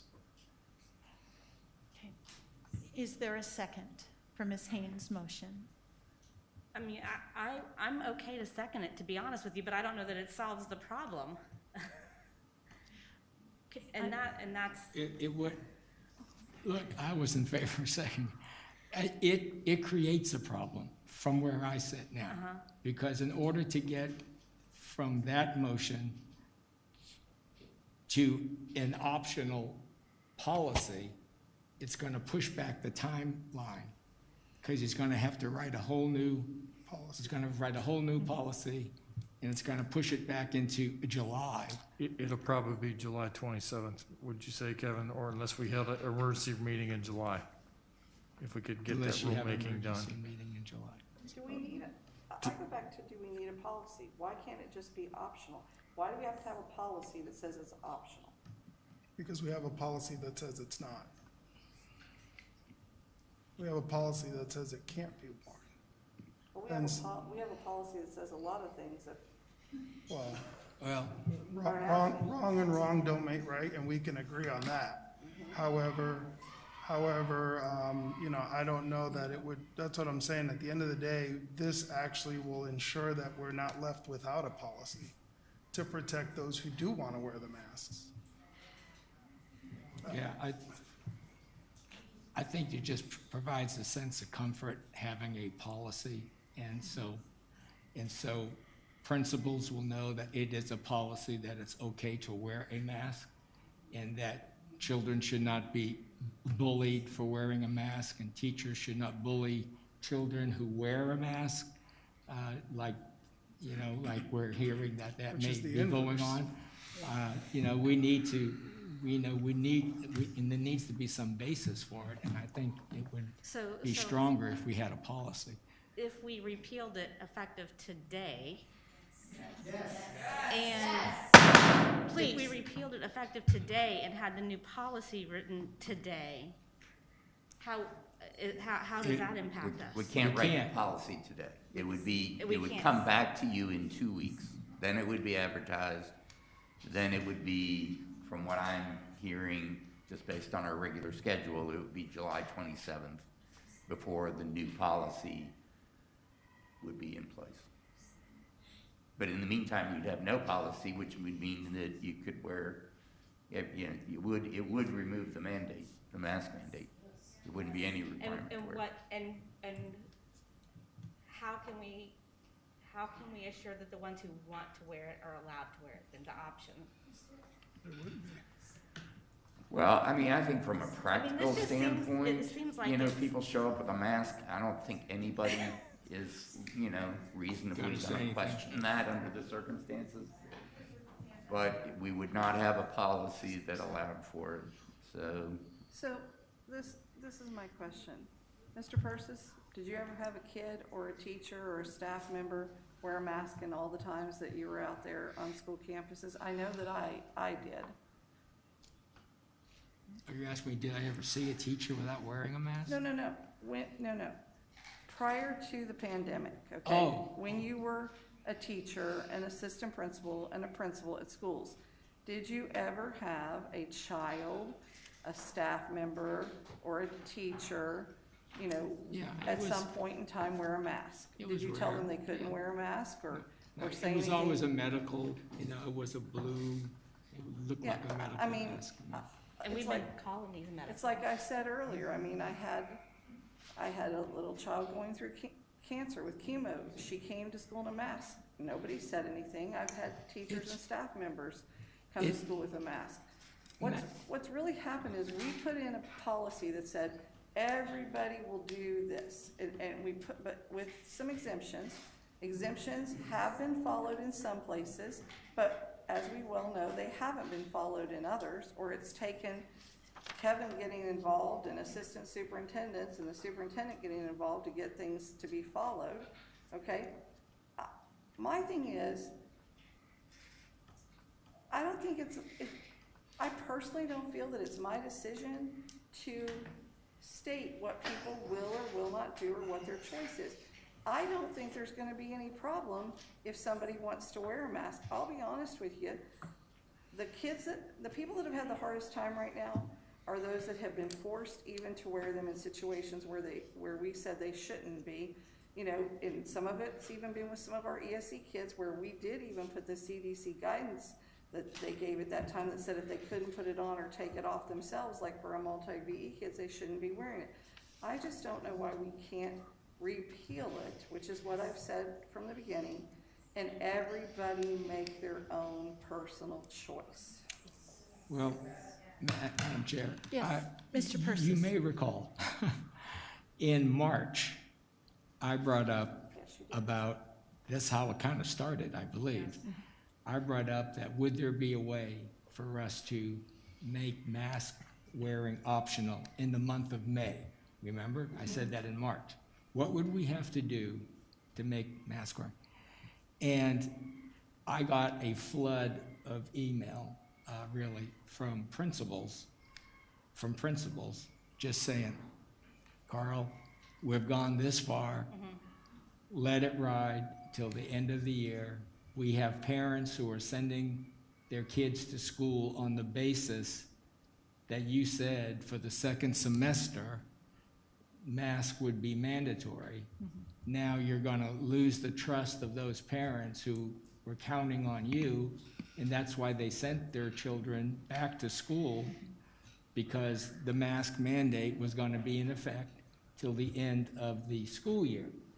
So that made me think, well, that makes a lot of sense. A lot of parents did send their children back, and they're counting on us to do what we said. So we said we were gonna have masks for the rest of the school year. So then I said, what would we have to do to make mask wearing optional for summer school? And then that's what got us to the time frame where we are. And then we ran into the situation where we have two summer schools, a July 5th, 6th date of summer school for a second session, but the first session starts June 14th.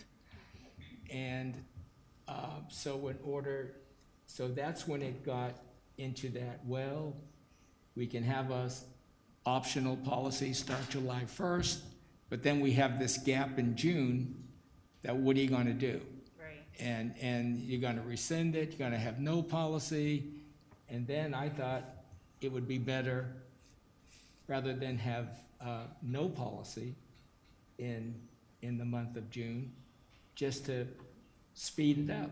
And rather than put it into effect July 1st, start it June 14th. Right. It still achieves the same goal, because June 14th is the first day of summer school. It's not as good as June 7th, but it's only 1 week out. And there's no students. And there won't have any students in school June 7th through June the 10th. Madam Chair? Yes, sir. And I'll go a step further, and it's something that was mentioned, you know, once we're talking about June, now we're talking about, you know, mostly staff, because, you know, their year ends on the 8th, I believe. Yeah. And so even for the staff, we've said, this is what we're doing till the end of the year. And so I am in support of, you know, for me, this is no longer a should we have mass optional or not. We've already had a consensus. Now we're talking about the language that we're going to put in, whether, you know, because mass, you know, clearly by consensus will be optional next year. And so I support, you know, Carl's thought process. Honestly, I think whether it's the 7th or the 14th, you know, I think we're actually going to have a policy to protect those and not leave it up to the principals to have to be the referees, because we don't have a policy and have that special meeting, you know, which, you know, in essence would leave us with, if we didn't do that, we would not have a policy at all, which I'm afraid would do the opposite of what we're describing, where now it's going to end up being just a free-for-all because there is no policy. Again, you know, what we've considered today has been beyond the start of the school year, or the end of the school year is what we've considered thus far, and so I can support that as well. And I think that would be, and it's how we've gotten this far in all our conversations as well. Okay. Ms. Burnett, did you say you wanted to make a second or not? Well, I mean, I'm in support of it being optional if there's no effect on children, you know, between June 7th and June 14th. That wasn't the motion. Because that's when we had. Okay. Let me reiterate. Ms. Haynes has made a motion that we repeal the mask policy 503 with nothing to replace it at this point in time. We'd have to come back and start all over again. But it would end, I guess, June 8th, you said? Did you say June 7th? I thought you said June 7th. Well, I just said it would no longer be in effect starting Monday, June the 7th, because here's the thing. Yeah, it's only adults on campus, and they can choose if they wear them or not wear them. They can choose to be in their classroom or not in their classroom. I mean, we've got adults already that aren't wearing masks on campus, guys, that they post pictures on social media that, you know, they're out doing things or they're getting pictures taken close together. I mean, at the beginning of the year, they got chewed up when they posted it, but now, you know, we justify some people. It doesn't matter to me. Ideally, I just want to repeal the whole thing, but, you know, I'm fine with, I'm one person. The date's just for staff. I know the feeling. So that we can kind of understand. The rescinding of the policy would be, in effect, what Ms. Haynes is saying, June 7th. If we go forward with the policy to make it optional, counting 28 days out, that's June 14th. It's actually before June 14th, but I recognize that we're gone. So the first time we're talking about being able to get in front and to actually call a special board meeting would be June 14th. So you're talking a difference of 7 days to either rescind and start over, or to enact a policy and have it optional on the 14th. Yeah, because it isn't the 7 days. If it was just the 7 days, but it's the fact that we'd have to advertise a whole new policy, and then that will take us into July. So it's not just 7 days, it's a month or more before we could create the policy, advertise it again, and meet again in a special meeting in July. That's the kicker, you know. It's more than a month. More than 5 weeks. 5 weeks. And I just think if your families are gonna wanna know sooner than later. But I don't think July 27th is too late. So, Ms. Burnett, what would you like to do? I mean, I think we move forward with the policy with the June 14th. Okay, so My what, motion fails. you are not going to second Ms. Haynes' motion? Not with that language, no. Okay, so Ms. Haynes' motion has failed as a result of not having a second motion. We have a policy before us, an amended mandatory face mask covering policy, 503. We have a copy of it. We've discussed it most intensely. Is there a motion? Yes, Madam Chair, I move that we adopt policy. Amended? Policy 503, yes. Mr. As Kennedy? amended from the workshop. And since it says shall become effective upon adoption of the school board, that works. Yeah. Point of parliamentary procedure, Madam Chair, I believe that the motion should say authorized to advertise an adoption of the. Authorized to advertise. Okay, thank you, sir, very much. May I also insert something here? I hope you all have read the actual document that you're going to advertise. Just recall, as we ran into this problem with the dress code, you can't change anything substantive. So now's the time to direct any changes, any substantive changes. If you want this to go through on the 14th, you're not going to have the option on the 14th of saying, gee, I've thought about this and I'd like to just tweak it. There is no tweaking. Because that would push it another warning, month. because then we would have to re-advertise it. So I'm just warning everybody, whatever you're voting to advertise, that is what you're going to vote to approve, or you're going to require it be re-advertised. And so, just mentioning that. Okay, thank you. Cuthbert? Well, we have a motion. Do you mind, and then we'll have further discussion. Just making a motion to authorize the advertising of policy 503. And, okay, what we have, is there a second? Second. Okay, the motion has been made by Mr. Persis and seconded by Mr. Cologne. Ms. Haynes? So if I understand you correctly, if we want anything, a word, whatever changed, now is the time that we have to agree to it. That's right. So I'd like to start with the title. I'd like the word optional put in front of face coverings, because it isn't until you get down to it where it says may be worn. So I'd like it to say optional face coverings pursuant to the authority of the school board under Article 9, Section 4 of the Florida Constitution. Face coverings may be worn by all students, employees, visitors, vendors, or any other persons while in or on school board property. All students, employees, visitors, vendors, or any other persons are encouraged to substantially comply with authoritative, I still don't like that, but authoritative or controlling government-issued health standards while in or on school board property. I feel that we have left a statement there that says a teacher can mandate children wear it in their room. So I need the word optional on the top if everybody else. I don't have any problem with that. I don't need optional. I think that's a good suggestion. I'm okay with that. But she brings up, sir, an interesting point. I wouldn't want teachers to insist children wear masks if they choose not to, but this policy does not state that, correct? It does not, Madam Chair. It says that their persons are encouraged to substantially comply, because that is the language that Mr. Persis suggested in workshop, taken from Senate Bill 72 as engrossed. Okay. Okay, I just wanted to make sure that the children have that option, parents have that option. Okay, That is my interpretation of the policy. okay. Any further discussion? Ms. Burnett? So the upon advice, guidance, and direction of state officials, I know we had talked about that multiple times, but what are other boards doing with that? Can we remove that completely? Or I don't have an answer to what other If we needed an boards. emergency order, then you reinstitute an emergency order?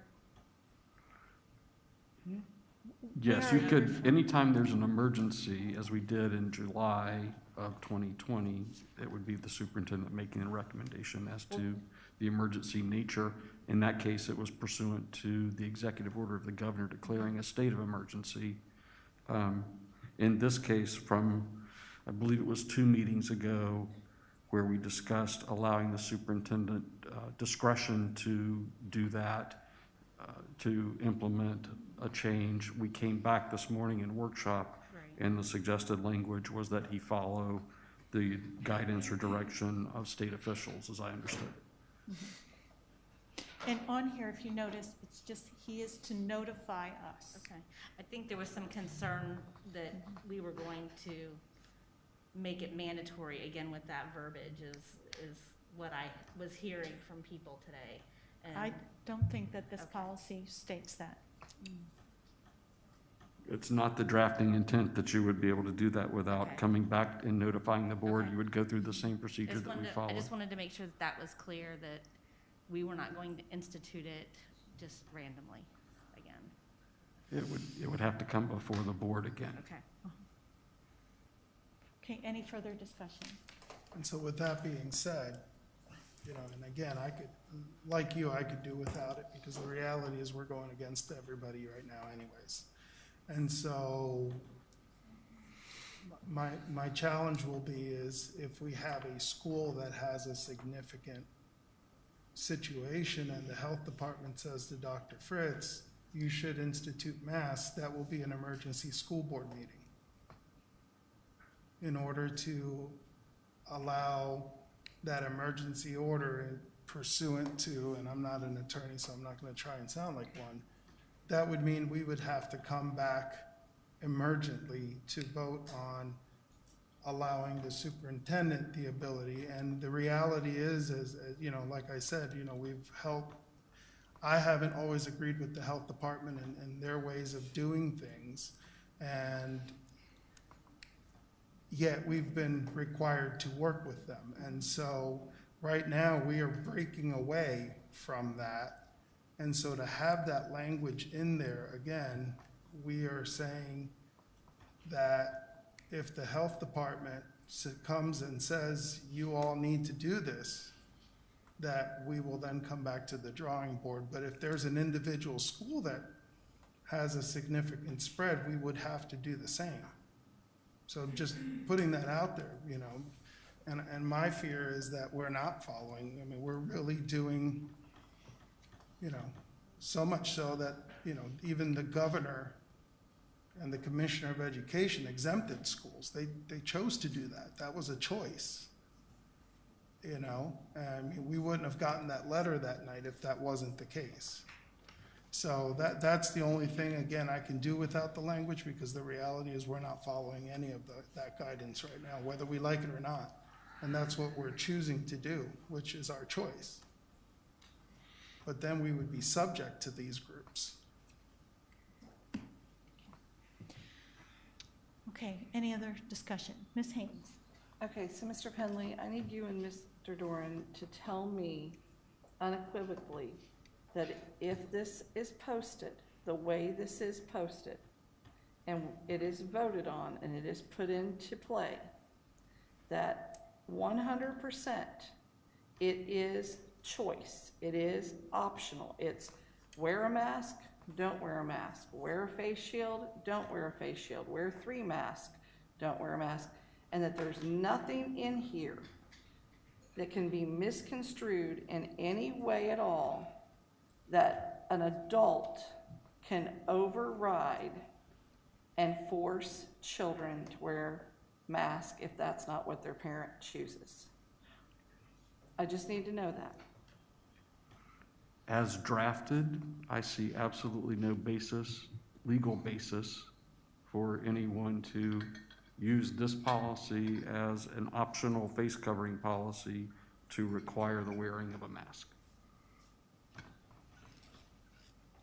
So I'm turning to you next to say, if that happens, whether it starts in summer program or in the school year, if we get notified that there are kids, especially if they're, heaven help us, if they're outdoors, you know, and they're being told, or a teacher says, in my room, you will do this, I need to know what you're gonna do.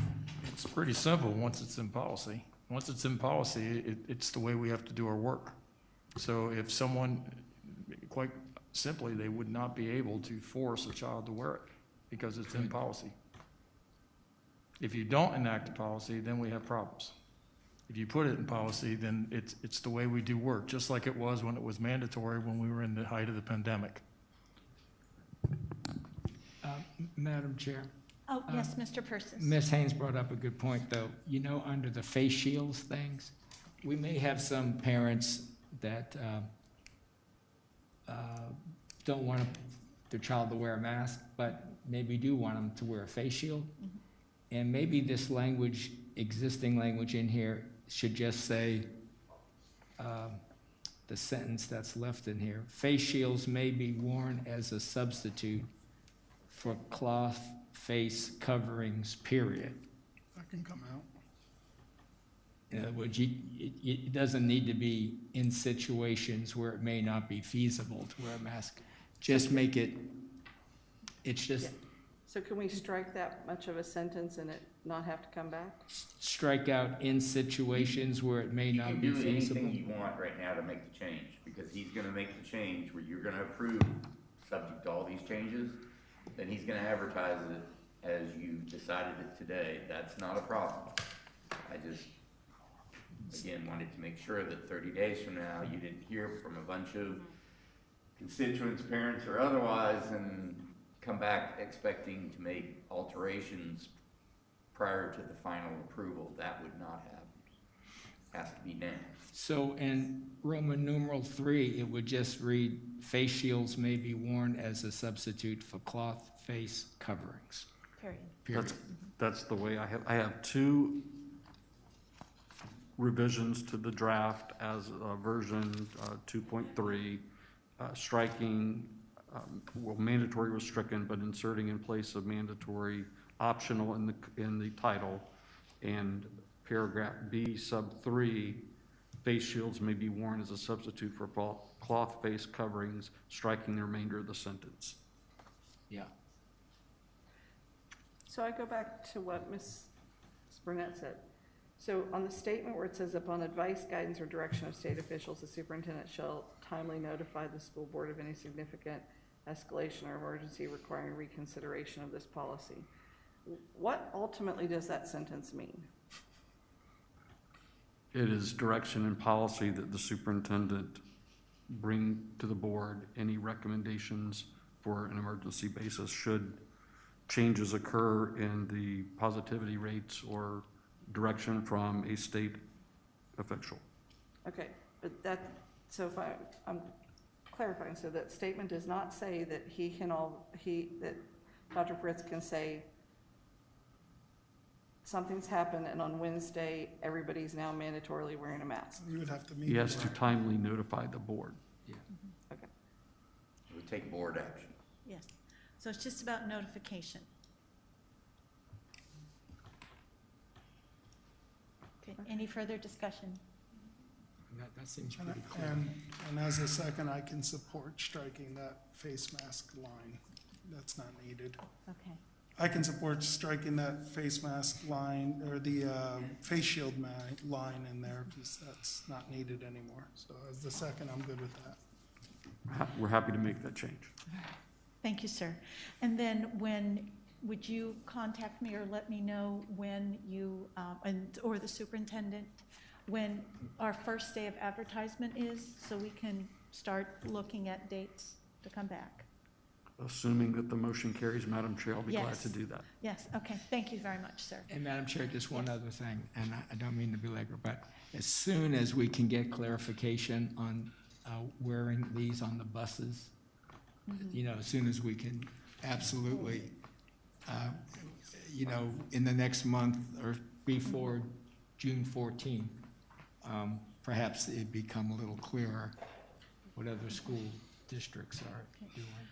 You know, I don't know if the Department of Education would be able to help us with that or not, but I would think someone should. Okay, are we going to, okay, you have something more to add, Yeah, Mr. so my Colon? opinion on the buses, if it's federal mandate and it truly applies to us, then it'll apply to for us until it doesn't anymore. In other words, if it expires and it won't apply to us. It's federal mandate, and so if it is determined that school buses apply, then we have that overarching, correct me if I'm wrong, I've done some reading, and my understanding from the few places that I've read, including some of the bus driver associations, is that it is excluded. So again, I don't know that that needs to be included in this policy, because if it's an overarching federal, then that covers it until it expires, and then it's a non-issue. I mean, that's my thought. Thank you, Mr. Colon. All right, seeing that there's no further discussion, all those in favor of this amended optional face covering policy 503 with all the amendments we've put into it today, all those in favor, please say aye. Aye. All those who are opposed, please say nay. The motion is carried 5-0. Thank you. Shame on you. Shame on all of you. No, go.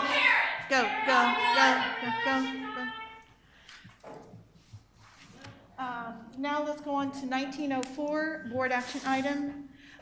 Mr. Doran. Thank you, Madam Chair. Just to give you guys a quick refresher, when we hired the superintendent and entered into a contract with him, it was the decision of the board, and the superintendent agreed that we would annualize his review on setting on or before the date of August 15th, 2020. So to bring that into sync, because he was not hired on August 15th, 2020. So to bring that into sync, it was agreed, and it's in the contract, that by February 11th, 2020, that there would be a determination of what his goals would be, that he might be compensated under his performance compensation paragraph at 7.13. It was agreed in advance that the compensation would be set at $10,000. When August 15th, 2020 rolled around, for obvious reasons, whether it be COVID or the unfortunate fact that the superintendent had some medical concerns he was dealing with, we never addressed the issue of whether or not he had met the criteria that was set forth in a separate document, which is attached to the agenda, but the criteria, which was the sole issue of creating a strategic plan, whether or not that was met, and if so, he would be entitled to this performance compensation. So now we brought it back. We brought it before you for the first time, even though we could have been, well, how do we put this? We should have contractually been dealing with this August 15th, but it was impossible to deal with it for 2 reasons. So now here we are. So the question is, simply put, is you gave the superintendent a singular goal of creating a strategic plan. You have a contractual obligation to consider his performance compensation, which you've already agreed is $10,000. If you agree that he has fulfilled the requirements of establishing a strategic plan in accordance with your liking, which you all approved it, then he is entitled to receive that performance compensation.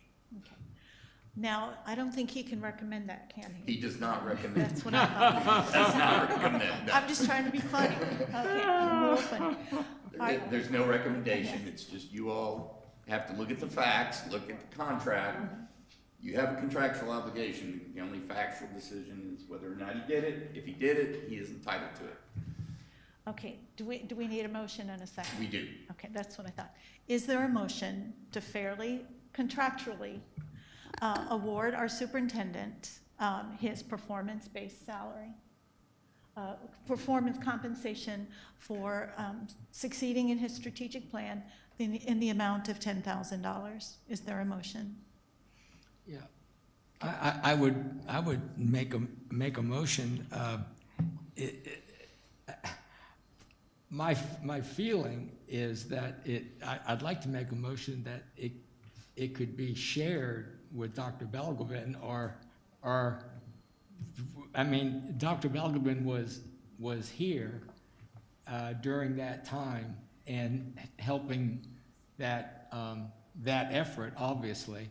Obviously, you were the superintendent that got it all going and got everything, started. So I want to give credit where credit's due, I guess. And I know the contract doesn't mention COVID or Dr. Belgobin or Dr. Fritz, having a medical issue that came up and that no one could predict any of that stuff. However, the fact is the strategic plan did happen, did occur, and that's what the board wanted. We wanted a new strategic plan, and that did happen under his watch or their watch or whose ever watch you want to say, but okay. That's how I feel about it, so I don't know, Madam Chair, what. We do have to follow what the contract says. However, that is up to him. That's a personal decision that we really can't. Right, We I have no, understand that. we have no jurisdiction. All right, over so that. I would make a motion to approve of The compensation. Of the compensation. Okay. The motion's been made by Mr. Persis. Is there a second? Second. Seconded by Mr. Cologne. Are there any cards for this action item? Okay, thank you. Any further discussion? Oh, you didn't? This is the topic. I thought it was for the regular public participation. Okay. Thank you. Is that for you, Miss Elizabeth Albert? Yes, ma'am. Come on down.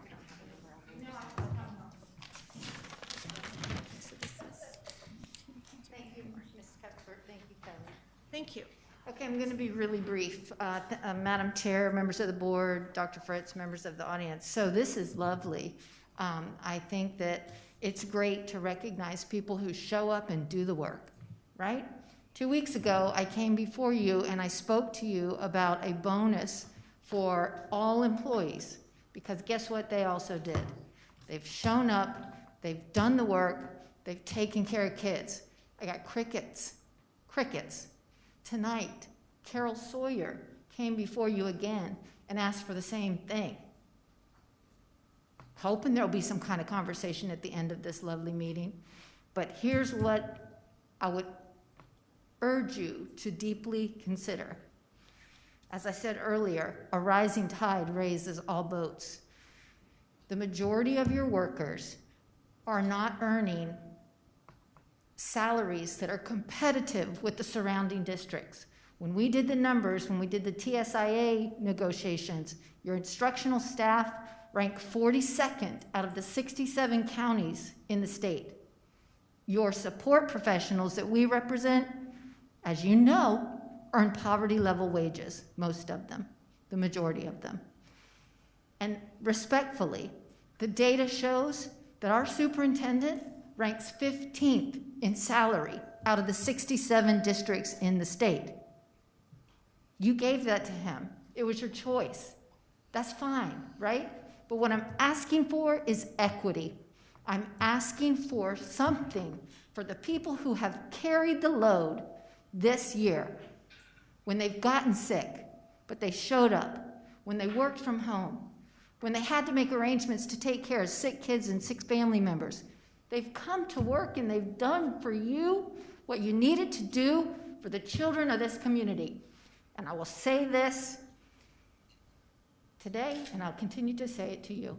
You have an opportunity to show your employees that you care about them. I urge you to do it. We've got money coming down. It's not even going to cost you anything. In this moment in time, we have ESSER money coming from the federal government. $64 million to Volusia County Schools in round 2, $7.1 billion coming to the state in the 3rd round. The money is not the object. I would like, as a result of this meeting, somebody to contact me tomorrow to say, hey, Albert, you were heard. Let's have a conversation. Because every single employee in this district, from FMTs to school bus drivers to cafeteria workers, paras, office specialists, teachers, principals, everybody, they deserve it. Thank you. Thank you very much, Ms. Albert.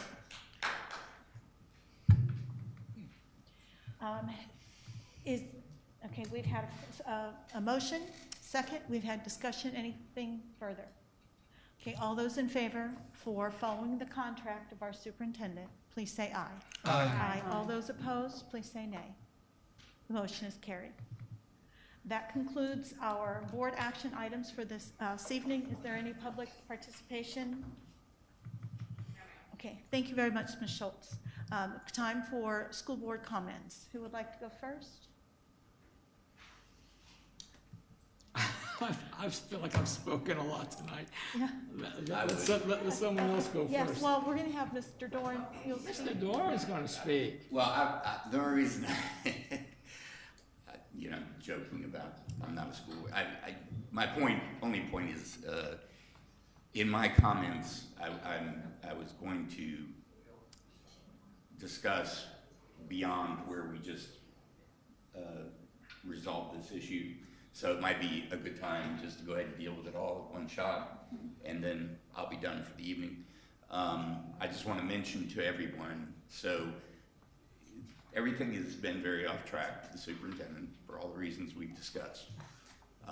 We do have August 15th, 2021 looming, and 2 things will need to occur on or before that date. One is that we will need to evaluate the superintendent, and as a subheading of that, you all as a board will have to determine what instrument to use, whether we use the one we have used last year, or not last year, but the year before that, or alter it as we have done in the past. 2 is we will have to establish before that date what the goals and objectives are of the superintendent are for the next school year, from August 15th, 2021 to August 15th, 2022. And because this performance compensation paragraph provides for an analysis based on those goals and objectives having been set by the board, and whether or not at that time, in August 15, 2022, whether the superintendent has met those goals, and if so, there's another performance compensation that we do. So I'm just bringing to your attention that there's some pretty significant things that have to get resolved this summer between now and August 15th. Evaluating the superintendent, figuring out what the goals are for the next school year, and putting those in writing, and in conjunction with the evaluation of the superintendent, what evaluation instrument are we going to use to do that evaluation.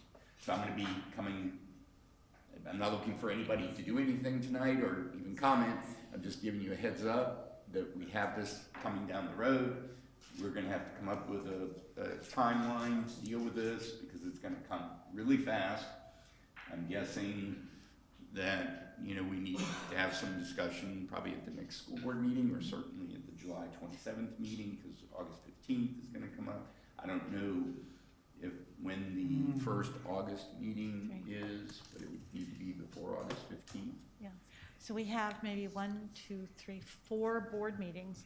So is it, I'll volunteer, is it the pleasure of the board for me to meet with Mr. Dorn first to set some parameters, a couple of timelines, and then some suggestions for you to choose from instead of coming up with from scratch? Is that all right? Madam Chair, I'll be so glad when these things are gone. You have no idea. Keep in mind for June, I was going to say that just right off the top, when it comes to his goals, they obviously need to be part of the strategic plan. I mean, everything we are doing as a district falls back on one of those goals, so it just seems like it makes sense that since the whole district is working toward achieving the goals in the strategic plan, the 5 goals, that his goals ought to be that's what happens. And so there should be some benchmarks, you know, in there. I mean, that's what I'm just thinking is a very logical. Yeah, especially for Ms. Yeah. Oh, yes, sir. Especially for Ms. Burnett, because you haven't been around for these things. But neither have we. We've never done it. Oh, you've never done it either. Oh my God. Oh, that's true. That's because true. of COVID and everything else. Yeah. Okay. So the reason that we did what we did at the time we wrote the contract and said we're going to have one goal, that being the strategic plan, was because it was a visionary, very broad goal that everybody needed to get accomplished. And at that time, we were too far into the year to discuss things that might be goals that would be very specific, such as increasing graduation rates by 3% type of thing, which is what we have historically had as goals with prior superintendents. Very specific things.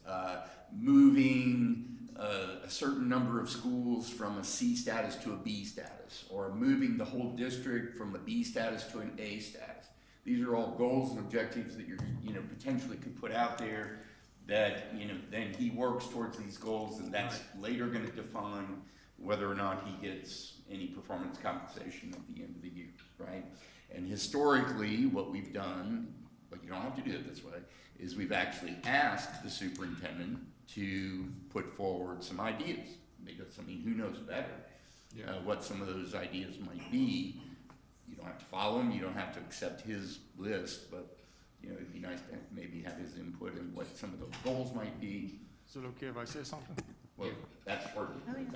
Certainly. The strategic plan, as we wrote it, was done in July of 2020, before I went on medical leave.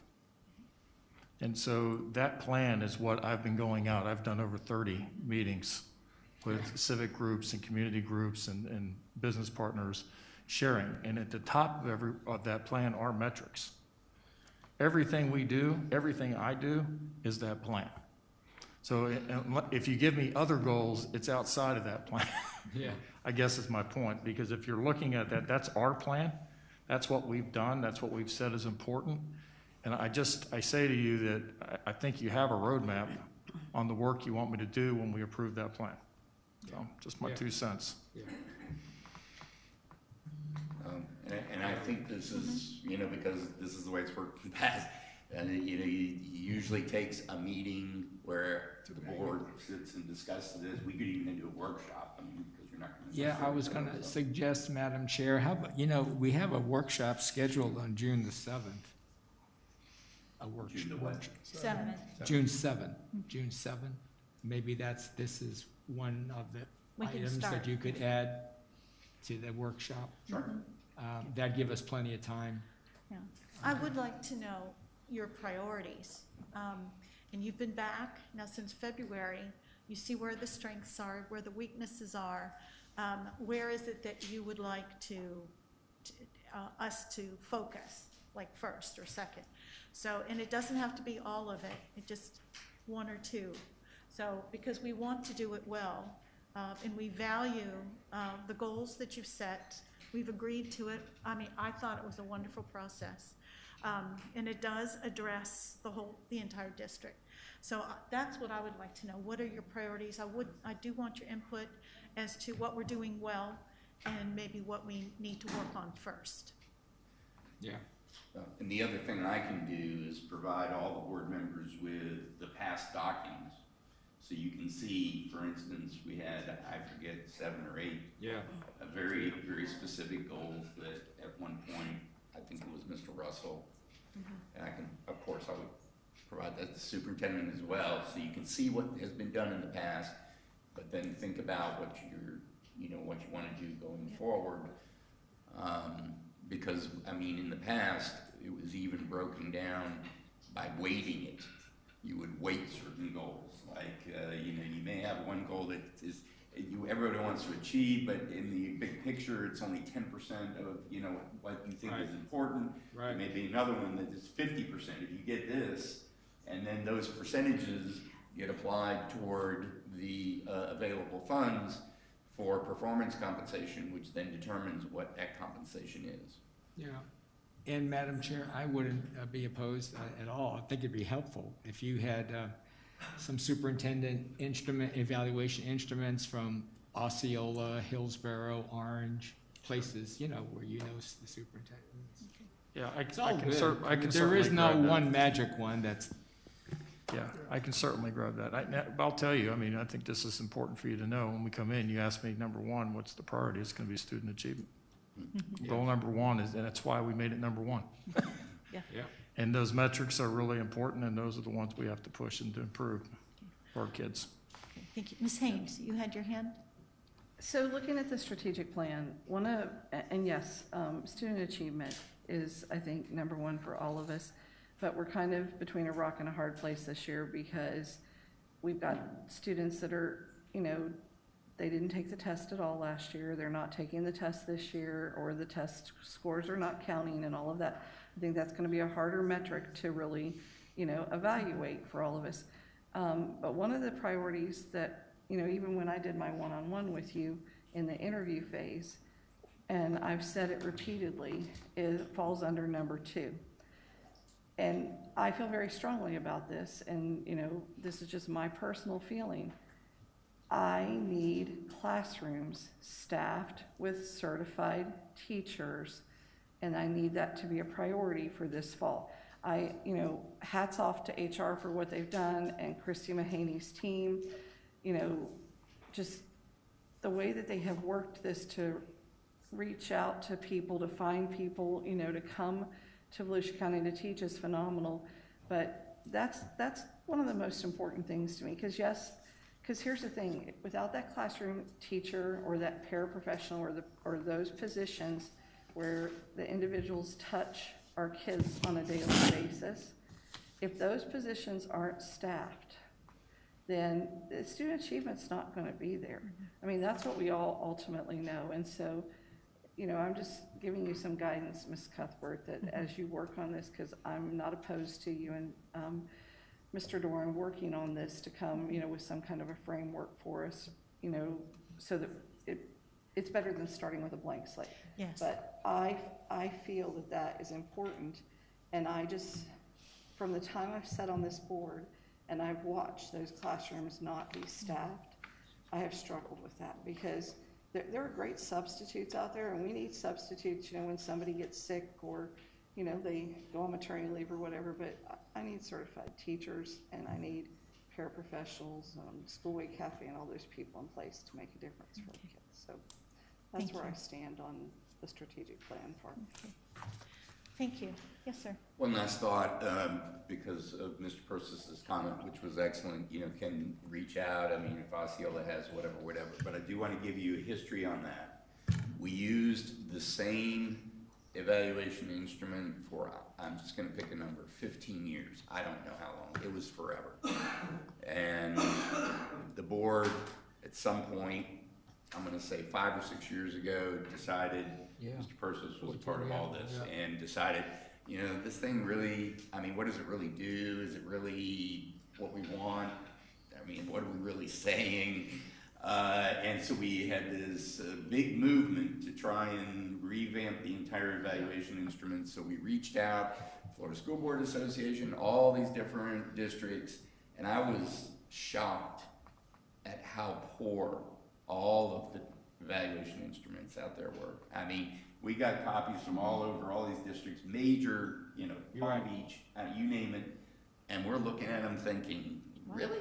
Yeah. I mean, what does this really say? And so we kind of pulled it together. I can't even remember if you were the chair that year or somebody. No, I don't think I was the chair, but I think it was around 2016. I think Ida was at that time. Maybe you were, and we did the best we could to pull it together, and of course, we included the superintendent in that process. Yeah. Because, I mean, it's yeah, to make sure it was fair. It's a board decision, but he would have a lot of input in that, so we can look at what we've got.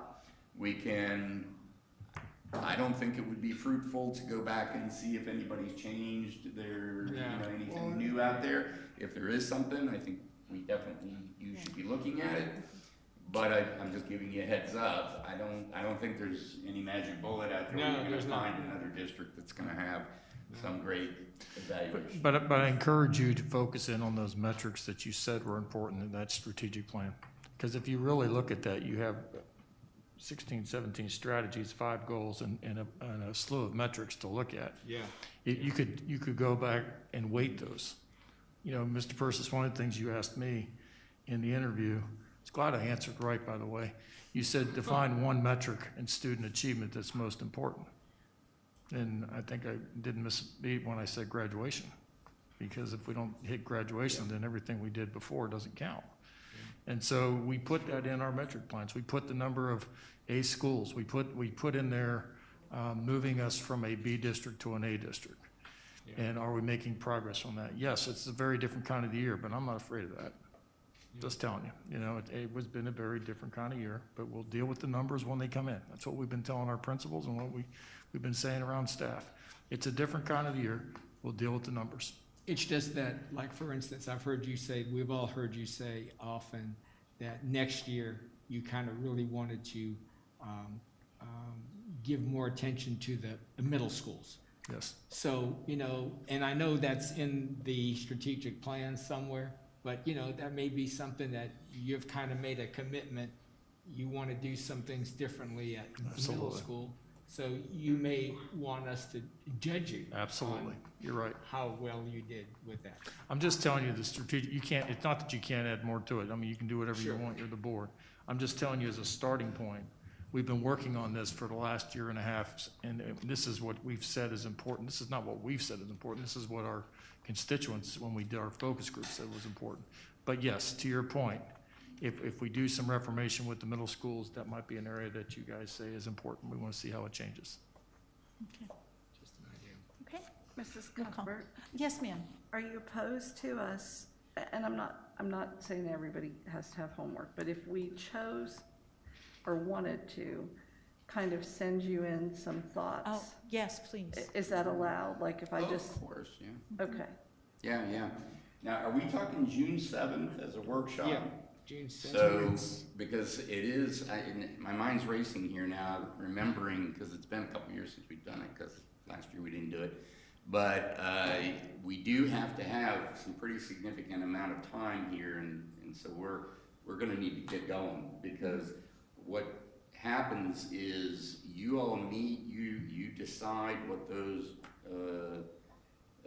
goals are and what the evaluation instrument is, and then the superintendent has an opportunity to put together a package. Some of them had put together like packages of information material, just kind of reminding everybody of what the district did for the past year. I don't know how applicable that is given COVID, but anyway, and you all are going to need a certain number of weeks to actually sit down with anything he does provide, or if he doesn't provide, and actually go through that evaluation instrument and think about and prepare, because there's written comments from board members, very specific written comments, not to mention you'll see in the form where you check certain blocks, outstanding, above average, there's a range, of options, and then there's, but it takes time. Sure, but, you know. But again, let's go back we to. can decide that. Because we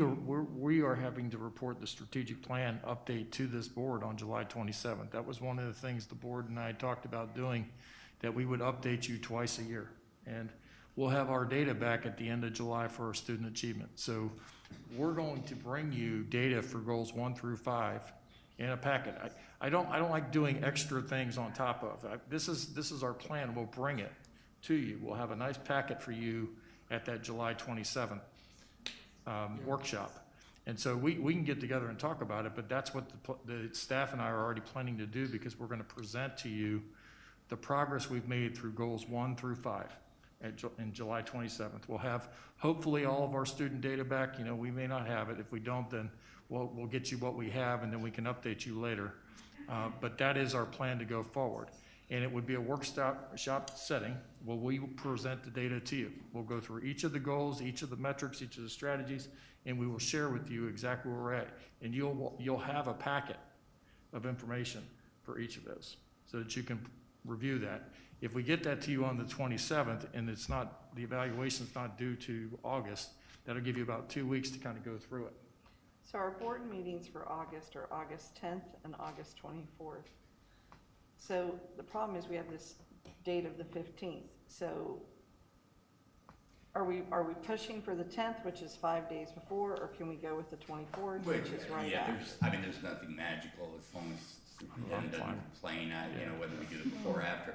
I do know we're gonna have school opens. The idea behind the 15th, as I recall, and this was Mr. Persis and I doing this, was to get this done before school opened, and because then things get very hectic, very busy, there's lots of things on the agenda. The idea was to get it done right before, and to set those goals and objectives for the upcoming school year, so the superintendent would be on notice of what the board was looking for, so that at the end of the year, August 15th, 2022, he would have been told in advance. In fairness to him, he knows. Then you evaluate that. Everybody, and so the idea was to get it done by August 15th. But yeah, I think, Madam Chair, I think on the June 7th, was it, school board meeting?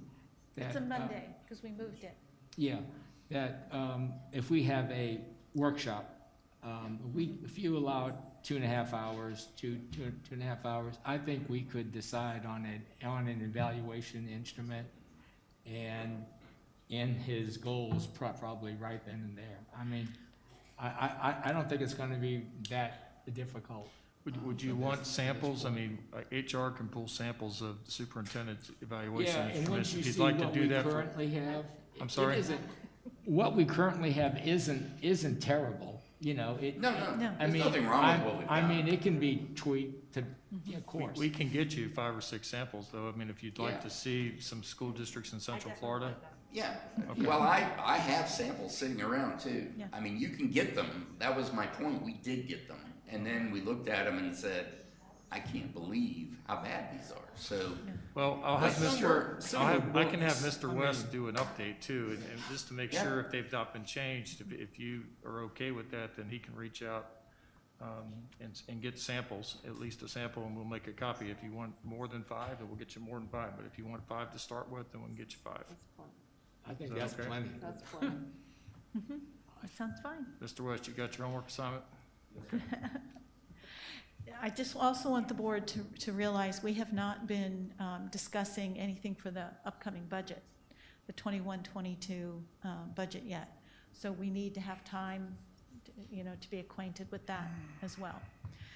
Okay, any more comments? Mr. Dorman? Okay. That's all I have. All right, Mr. Doran has concluded. Anyone else like to add something? Yes. Okay, so when we met again this morning and talked about the insurance, I asked for some data and everything, because I do, and even though, Ms. Albert, I did hear you about the Band-Aid piece, I'm not looking to Band-Aid, but I'm looking at, what we can do. So, I kind of need to see that, to see where our numbers are at and all of that, and as I said, I'd like, once we have that, if we could have an executive, Yes, you know. I have it on my list. So it's on the schedule for the 25th. Yeah. Okay, so it's on the schedule for the 25th. Would that, excuse me, Jamie, would that be late in the day, like 4 o'clock or something? Like, Well, on the 25th is our next board meeting, so we have, we don't have a workshop that day, but we do have an executive session. yeah, I'm just trying to help. It'll be some before the people. board meeting. Oh, and what time will that be? What day? I don't have So that. there's The no same workshop day as on the the school 25th? board meeting. Mr. Penley, do you know the time for the executive session on the 25th, or does anybody mark? Have we We haven't determined talked one about yet? it. Hello? We haven't determined the actual I don't time? think we've Not determined the determined it. time for that. Do we Okay. have a workshop scheduled for that day? No, we have a 5:30 board We have a meeting. 5:30 just a board meeting, 5:30 no board meeting. workshop. Works best Would for you be willing to do an executive session We have a beforehand? 5:30 board meeting, what works Yeah, best for I you? just was trying to avoid having a Mhm. gap, Yeah. you know. Mrs. Burnett says 4 is probably the earliest she can get here. 4 o'clock? Okay, is 4 o'clock? That works for me. Okay, 4 o'clock on the 25th? Ruben, Is that that work? enough, I mean, is that enough time? Yeah. What was that mean? 4 o'clock? 4 o'clock on the 25th. For 25th? For 25th. an executive session? Yes, Okay. and it's right before the board meeting. Okay, so I need to go on record. I did not vote on the policy. Okay, so you want us to change that to you abstained? I didn't, No, you can't think. You have to vote. You're required to vote legally. You have to vote. okay. Then Unless you're announcing that you have a conflict of interest, which you would. I don't have a conflict of interest. So I paused and then it went on through, so, yes, I want it to be optional.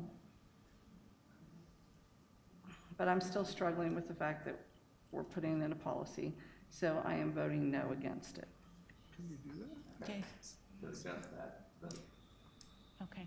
Thank you, Ms. Haynes. I thought the policy was that we made it optional. I thought the policy was that we made it optional. I know you made it optional, but I still feel it should have just been repealed and it should have been parental choice, so that's where I stand on it. Okay. Okay. Okay, thank you very much. Anything else, Ms. Haynes? Mention that. Okay. I mean, I guess I've never had this happen, but it is what it is. Well, I'm confused, because I thought that's what we just did. Yeah, By I- making it optional. I thought that's what. We that- did. That's It okay. is.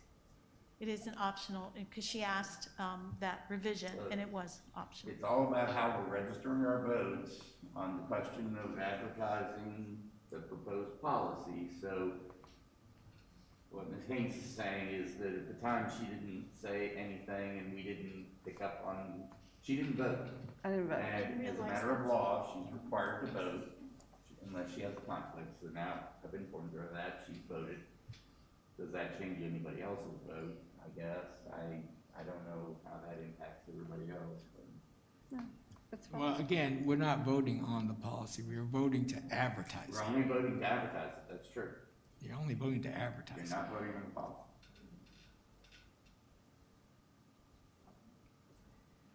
I'm fine with how I Okay. voted. Okay, so it's a 4 to 1. Okay. Ms. Burnett, you have anything? No. Okay. Mr. Person?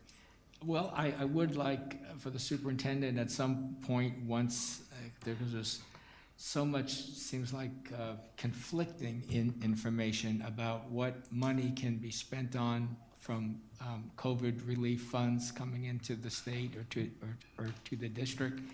And I just would not want us to have a belief that funds could not be used to give a bonus and then find out that Seminole County gave their teachers $5,000 each. You know, I mean, then we're gonna look, you know, in a very bad way.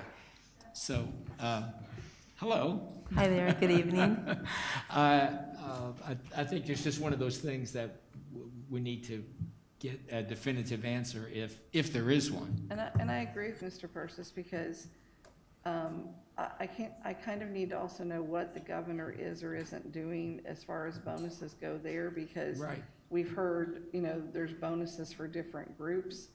And, you know, so is the governor doing a bonus for all employees in school No. systems? Or is he only No. doing a bonus for certain employees, kind of the way they did the money Right. when they handed it out last time? Yeah. And you had to have a class list, you know, Yeah. or a class roster in order to be considered. You couldn't be a media specialist, you couldn't be a school counselor, you know, all of that. And so I think we need some clarification on what the governor is also doing, because I don't want, I mean, in all hopes, I'd want to say the governor comes, if he's going to give the $1,000 bonus, that he's giving it to everybody, you know, within the school system. Because I don't want him to come back and say, you know, we think he's only giving it to certain groups, and then we're like, well, we're going to give it to the groups he's not giving, if we're even allowed to do that, and then find out we're doubling some people because we didn't know what his. So I need clarification on what he's doing too. So I have Ms. Sneed going to look into what's permitted, but we've been doing some research, and we will be talking with other CFOs and what's able to be. But I wanted her just to come forward so you know she's the person looking into that now. You know, we want to verify, we want to make sure that we're able to do everything we can. The budget is very bleak with general dollars. I will share with you on that, you know, with the decrease in enrollment, we're looking at $10.8 million less in general funds. Yeah.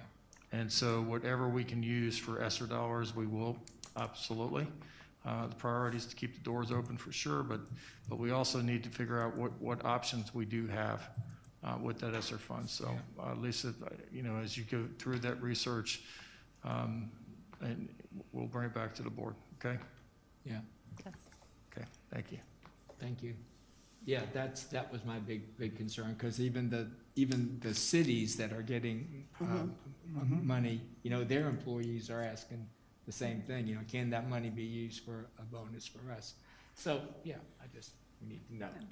The general direction that we've been given so far is, you know, the big categories are learning loss, and anything that we can do to supplement with learning loss. But we will certainly explore all options.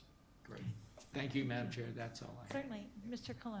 And so, you know, I too am supportive of seeing what we are able to do. I also caution, and yes, it's a bleak year, and, you know, it's interesting that the governor can use that money for bonuses, but then we wouldn't be able to. So that just begs the question. However, there are things, and mind you, yes, this year has been rough. There's no question about it. But there are things that we are using ESSER funds for, summer programs and all that, that normally would come out of the general budget. And so, you know, yes, you may not be able to use that over there, but you didn't have to use this over here today because you're using that over there and then some. So I think that there is, if allowable, or I'd even go a step further, you know, again, we are using ESSER funds to do a lot of things that normally we would be paying out of our general fund. So I am in support of seeing, or I'll even rephrase that, I am in support of letting our folks know we appreciate them, because the reality is they have given a lot. And, you know, don't get me wrong, as I said to Ms. Pina, who called me the other day, I said, you know, this is again the same case we were in before, where they gave to one group, or as I described to her, you know, they gave one twin $1,000 and said, you guys figure out what you're going to do with the other twin who's not happy now, at which point we're left in that position to do that. However, you know, again, I think our greatest asset is our folks, and if we are able to, I am fully in support of, you know, if it's not at that, you know, let's see what the numbers are. Let's see what we can do, you know, if we can, because again, I get that the ESSER funds may not be able to, but we're sure doing a lot with them. So that's just my feeling. And as far as the evaluation tool, I think that, you know, even our evaluation tool that we have now won't align because we have a new strategic plan. And so I think that is good, but I do definitely welcome the workshop to set, you know, what that would look like. Other than that, you know, again, you know, just like Ms. Hain, you know, for me today and the whole mask topic was not about whether or not to make it optional or not. We had already pseudo-decided that arguably, but, at the same time, while, there were a lot of folks that came in support either way, and I'll say this and I'll say this over again, we have done exactly what the governor, the commissioner of education has asked us to do the entire time, which is work with our health departments. At the time when he rescinded everybody's mandates, he didn't include schools. He chose to do that. The commissioner and the governor could have stricken every mask mandate with the stroke of a pen, and they did not, leaving us once again, and that was our fault too. So once again, leaving us in the middle. And so I am hopeful that things are getting better with the vaccinations. I am hopeful that with students age 12 or more being able to get the vaccines, we will be in a better place in the fall. I'll make it clear, if we need to come back based on a situational, based on recommendations, we will. And so I think it's important that parents also hear that and have that assurance either way, whether they support it or they don't. So that's all I have for tonight. Thank you, Mr. Colon.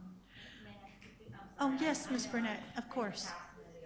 Well, in speaking with, or in following with what you were saying, what we did tonight was just about what the appeal was. It was exactly what it was. It was just in a different form. It was going to be on June 7th, and between June 7th and June 14th, there's no children in school, and it was simply to make sure that we had all of our I's dotted and our T's crossed. So we still achieved the goal of making this optional, or setting forth optional. That's how I'm seeing it. If I'm not seeing it the right way, please let me know, but that's how I'm seeing it. You're right, and effective the first day of summer school. Right, so the repeal and this, so they mirror each other. It's just a matter of semantics. Okay. Anything else, Ms. Burnett? No, I'm sorry. No, please. No, that's just fine. Thank you. I just want to reiterate, graduation's coming up, and we had made the decision, along with the principals and Jose Rivera, that we are attending only our own high school graduations, at least on stage. We are not speaking because we're trying to keep the graduation ceremonies shorter to allow for cleaning the Ocean Center in between graduations, and also to increase the social distancing availability on stage. And hopefully next year we can go back to normal and go back to visiting all the others, because I only saw New Smyrna's graduation, and it was amazing to see University come up in that wave of that dark grayish orange. It was just so cool. And then I would like to bring something to your attention very quickly. The Florida School Board Association, every other year, we have to vote for a board of director. This year, the odd districts, when we're District 27, according to the Florida School Board Association, we have to vote for a new board of directors. So I need to put that, our director and alternate, and send that to Andrew Messina. So is it possible we can do that very quickly tonight? Who's there now? I'm the director. Aren't you? Right now. And actually what's happened during this time is they re-looked at all of the policy and the guidelines, and I agreed to be on the committees for that, because otherwise I was afraid we were going to lose our seat, because right now we own a seat. We don't have to share it with 2 or 3 other districts. In some instances there's 4 districts that serve a seat. So they're actually renumbering the districts. So we are currently number 27, but we're going to be number 13, and we just made the cutoff to keep a seat and not have to be combined with someone else. It was touch and go there for a while, but there is one larger district that is not a part of the association, and that's what kept us with a seat.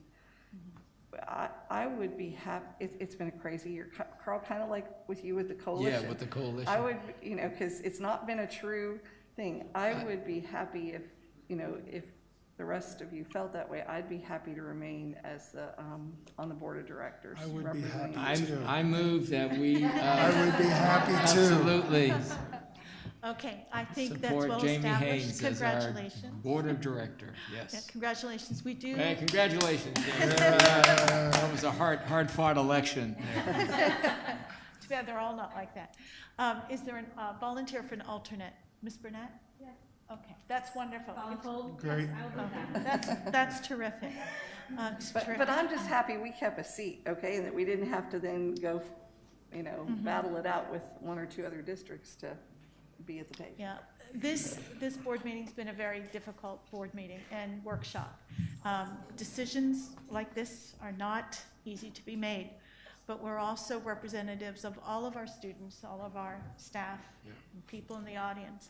We have to be ever cognizant of everyone's welfare. So with that, it is before 8 o'clock. It looks like there's still some light outside. Everyone go forth and have a good time. See you in a couple weeks. We're adjourned.